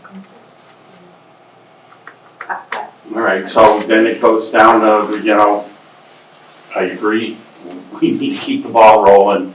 We need to decide how often do we meet in regards to this special entity and what more information is needed in the next step. So we got to start. I think we should start talking now about which option appeals to you, or do you want to rule out certain options? What option appeals to me? Yeah. Go back there. I think 4. Say what? Tear it down, replace it with a new T building. Yeah. 5, I don't know the full extent of the needs of A, B, and C, but isn't B the gym building? Yes. Okay, in my mind, that seems to be completely fine. What else is in that building? Is there shop space in there too? Yes. Yeah, the majority of the shops are there. There's what? You have auto Auto collision, and, yeah. ag mech plumbing, criminal justice, graphics, All right, that's Health. B. A is over here by Cooley Dick. A is right where we are. The ones, A is this one, this one here. C for classrooms. Yep. Okay, all right, so A, B, my mind's okay, but I don't know all the details. Yeah. C is over by Cooley Dip. Yep. And again, and that's more academic space. And work's been done on that and maintained through the years. But I was just thinking about when we started planning for the building out back, we met monthly with all the Stakeholder, yeah. So if we did that, just starting off, would that be enough? The thing is, that's only 12 meetings. But if it's a 15 or 20-year situation we're looking at here, that's not bad. Well, Andy's comment that he doesn't think the 10-year plan is realistic. No, but even if it's 15 No, years. I hear you. But But I would start with the monthly, Yeah. and we adjust from there. Dr. Bonner, what are your thoughts about? Actually, I was gonna ask, what is Andy's thoughts in terms of the direction he sees to be the most advantageous right now? I think the replacing of D building right now would be my recommendation. I do have some concern around long-term sustainability when it comes to enrollment. Replacing D building and continuing to maintain 15 shops Right now, that's what I'm with adequate classroom space. correct. Yeah, If we could increase the classroom space, I yes, could definitely advocate for more students on campus agree. That's what I was if we could thinking. get them. So Dr. Bonner, So, thinking if it's 15 shops and enrollment is declining, and that includes in the Northampton Public Schools, which I think, I know is it is a trend of declining it's a enrollment. trend, Yeah, it's a what do you- national trend. It's not- Absolutely, yeah, absolutely. So what are your thoughts? So this trend, even though the enrollment is declining nationally, it's juxtaposed to a trend of more and more people selecting vocational schools over the regular academic schools. With the mindset that whoever graduates from these programs can go straight into careers. We can't provide that. Public schools can't provide that. So I think that it is very thoughtful in terms of keeping that in the mindset. And you're gonna need the space. So I wouldn't suggest to retract your programs right now. I just wouldn't. I wouldn't say to do that. And with the changes that are coming to education within the next 4 years, and one of the push is manufacturing and bringing things back into this country in terms of manufacturing and so on, we're gonna need people to be able to fill those jobs. So I think that your suggestion of looking at replacing or, tearing down and replacing it with a new building. And when you do that new building, to make sure that you have that classroom, those additional classroom spaces. Exactly. To be able to meet your full Increase capacity. enrollment. So I think what we're gonna find, not to get ahead of ourselves, but a budget presentation that you're gonna be an audience of in a couple months. This is gonna be the first budget cycle where, again, enrollment will begin to flatline, because we're hitting that 600 student threshold. And we've been very fortunate over the last few years, you saw the enrollment. Our budget has been going up exponentially, more because of the increase of students, and that means the increase in the non-resident student tuition coming in, and not necessarily the percent increase. The percent increase has only been 2 to 3% every year, but when you look at our overall budget's been increasing at a much higher rate. My concern is, if we flatline at 600 students, we're not gaining any more non-resident students. The increase in our overall operating budget may only be going up 2 or 3%. Yet we know what the expenses are going up, much higher. And at 600 students, you saw 600 students will not fill 15 programs. So my fear is if we continue with the 15 programs, but we don't find additional academic space, D-building or not, okay, if we are not increasing academic space, we cannot sustain what we have right now. That's my fear. So no matter what, if we want to keep 15 programs, I am recommending we find academic space. Bottom line. I'd like to hear what the mayor thinks about these options. Well, I mean, I agree that 4 is probably the best option for the school. I really worry about trying to fund it with that combination model, right? I don't, Like 4A. 4A, right? So I worry about being able to pass a debt exclusion override in that building. And then it would be horrible to go down that road and then have it not pass. Like happened with Whittier Tech. Yes. I got a suggestion, and it got brought up to me by a commercial real estate guy this week. He said, why does Smith School have to be on that campus? If you're budgeting against walls, there's all kinds of space available in the city of Northampton that we could either purchase or lease or square footage on the roof right now. You mean like an existing building? Move culinary arts to Spoleto. Well, you could take, there's 30,000 square feet. You could take a whole bunch of programs and move them. And still busing and all that will not be any further than coming Yeah, I back. don't like that idea personally.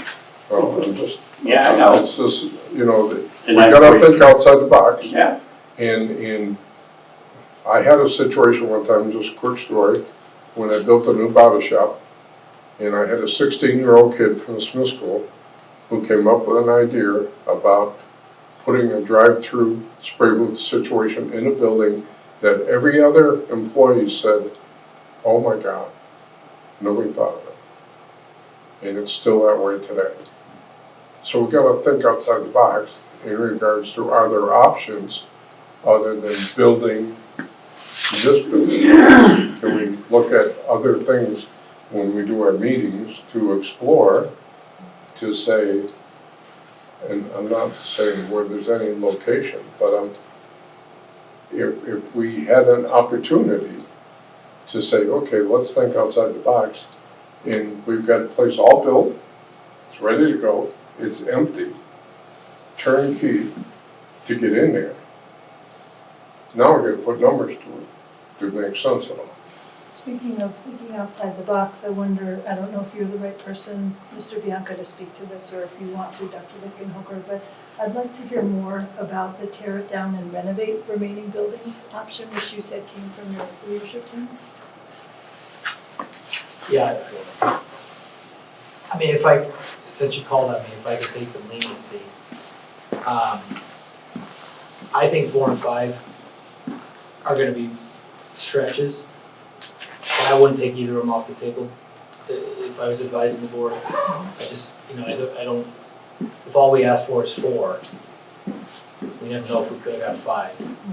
And it's almost like I think we might have to settle for what we can get, but I wouldn't take either off the table. The tear down and renovate was, is there a way to add on to the existing buildings? What would that entail? Could some of the existing buildings be restructured? But I think either way, it would take adding on to the buildings that are here. So, either way, you would talk about a sizable investment because you'd have to get those buildings to current code the minute you started adding on. But the question, which was just, Dr. Lickenhooker asked us to come up with some brainstorming, and I said, well, could that happen? So that was kind of where we were looking at. Yeah, and D building, it's important to note that D building upstairs was already renovated, and that's why it's awkward.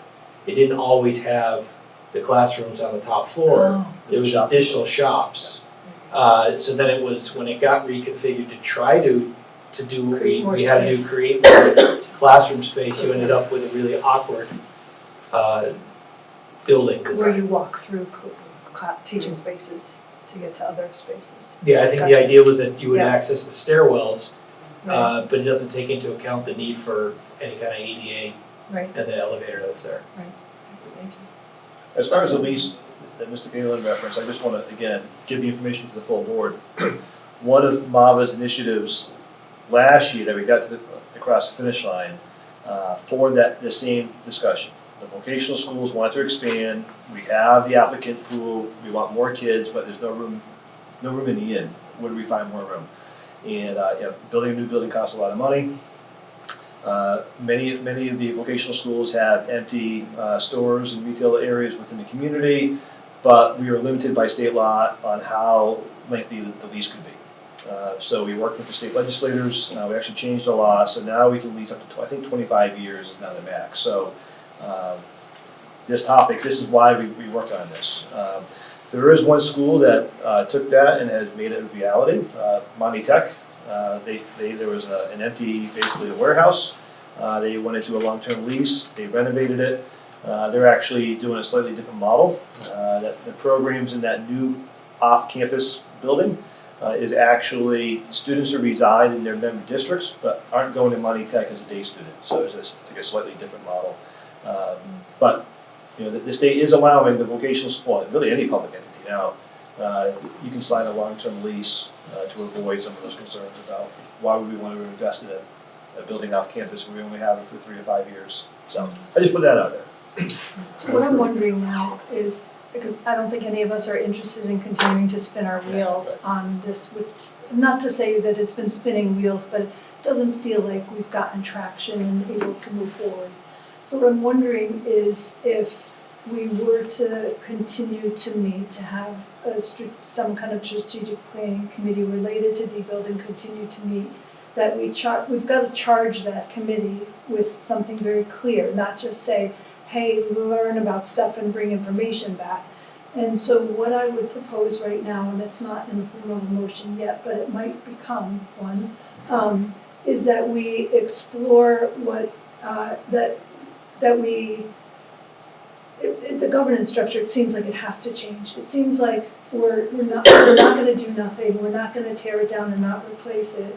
And I'm hearing people not supporting the A part of those options, which is using a combination of an override, a capital assessment, and self-financing. So that means we have to change the governance structure. And so I would propose that we understand what the steps are in changing that governance structure to bring that we charge that strategic planning committee with that effort to bring it to the board to say, okay, in order to pursue any of the options that you want, and I heard Mr. Bianca say, why not swing for the fences and also hedge your bets with the renovation, right? Any of those is going to require a change in the governance structure. So, okay, that means we're talking to state legislators, right? We're talking to, because we're going to need the money as a carrot to entice regional partners to join this. So I don't know how to make that a motion, but I guess I move that we continue with the strategic planning and charge that committee with understanding the steps to changing the governance structure and bringing that to the board. That wasn't exactly what I meant. Well, I don't think we have to add that in the motion as far as the governance structure. Just go ahead and do it. I would use this template that we have right now. That will allow us to start investigating and putting together a committee. Say what? I'm not sure what you're saying. Well, I'm saying, it says, discussion, possible action, vote, strategic planning report update. That's what it said. Right. So that's what we're doing, we're strategic planning, So this report has been the update. update, right? That's So what we're doing. what I'm suggesting going forward is that I think. But that's part of the planning process of looking at all the options as far as changing the governance. So I want to understand just from Dr. Lincoln Hooker, in my mind, so I have clarity, that ideally what would support you in your role in terms of this work that we can do right now? What is that? I envision myself being a resource for the board. For 7 years, I have shared this concern. I have shared educationally, we need to move towards something. I need the board to take it because you are the decision makers. And I want to be that resource. I want to be the person that if you need a report, you need contacts, you need whatever, that's where I see myself. So a subcommittee of the board that would be in charge of the strategic planning for D-building to include the governance and the considerations of the physical structures, both, that would move this work forward. Is that what you're also saying? Well, the title, yeah, the title, we already have the title, it's right there. Strategic All plan. right, so I make a suggestion to move this forward to create the subcommittee to start moving this forward. And in my opinion, I think the subcommittee needs to minimally be the three of us and Andy. Can't be, because then there's a quorum. It can only be 2 people. It can only be 2 trustees, because if 3 are there, it's a quorum. And so it's an official meeting of the board. Okay. Thank you for clarifying You're that. welcome. So what's your suggestion? Well, I think what you just said, but with 2 people on it, right? So a strategic planning subcommittee made up of 2 people. And one thing that I'm thinking is you've got the building expertise and I've got the policy expertise. Policy relates to governance and building relates to the structure. And so we might be an ideal team for this kind of work. I tend to agree. We have no power, we're just learning about it and making recommendations to the board, which is the only body that has the power. Well, there's gonna be more, I mean, I see a committee, like we did with the construction committee, we had 10 people in the room. You're not gonna have 2 people making a decision. No, that's right, 2 board members, but Right. then we would figure that out, because it might be different depending on the governance versus the building. But we would start, if it were me, we would start by saying, okay, what are we trying to accomplish and how do we want to accomplish it? And we'd bring it back to the board. We can't do anything without the Right. board endorsing it, right? Yeah. We gotta start somewhere. Right. Right, no. So we can start with that, to say like, okay, who else should be on this committee? Right, But that's where also- you start. Also, like, because a subcommittee just makes recommendations, right? So we could meet with other people as needed, like as on an ad hoc basis. We wouldn't need to have a standing committee that is made up. You needed it to get that project up and running, but we're in the planning stages. So the cast of characters might change, right? But we would. Well, I think we've already established that we want to move forward. Yeah. So I think what we have here, just this discussion, possible action, we've done that. But I would say you would call it the Strategic Planning Committee Subcommittee. would move forward in regards to start planning, which it says. Yeah. So I would, if you want to reword it as far as making a vote, or we can leave it the way it is, just a Strategic Planning Committee, entitle it that. Okay. I think I would want to, move that, if you're probably good with motions.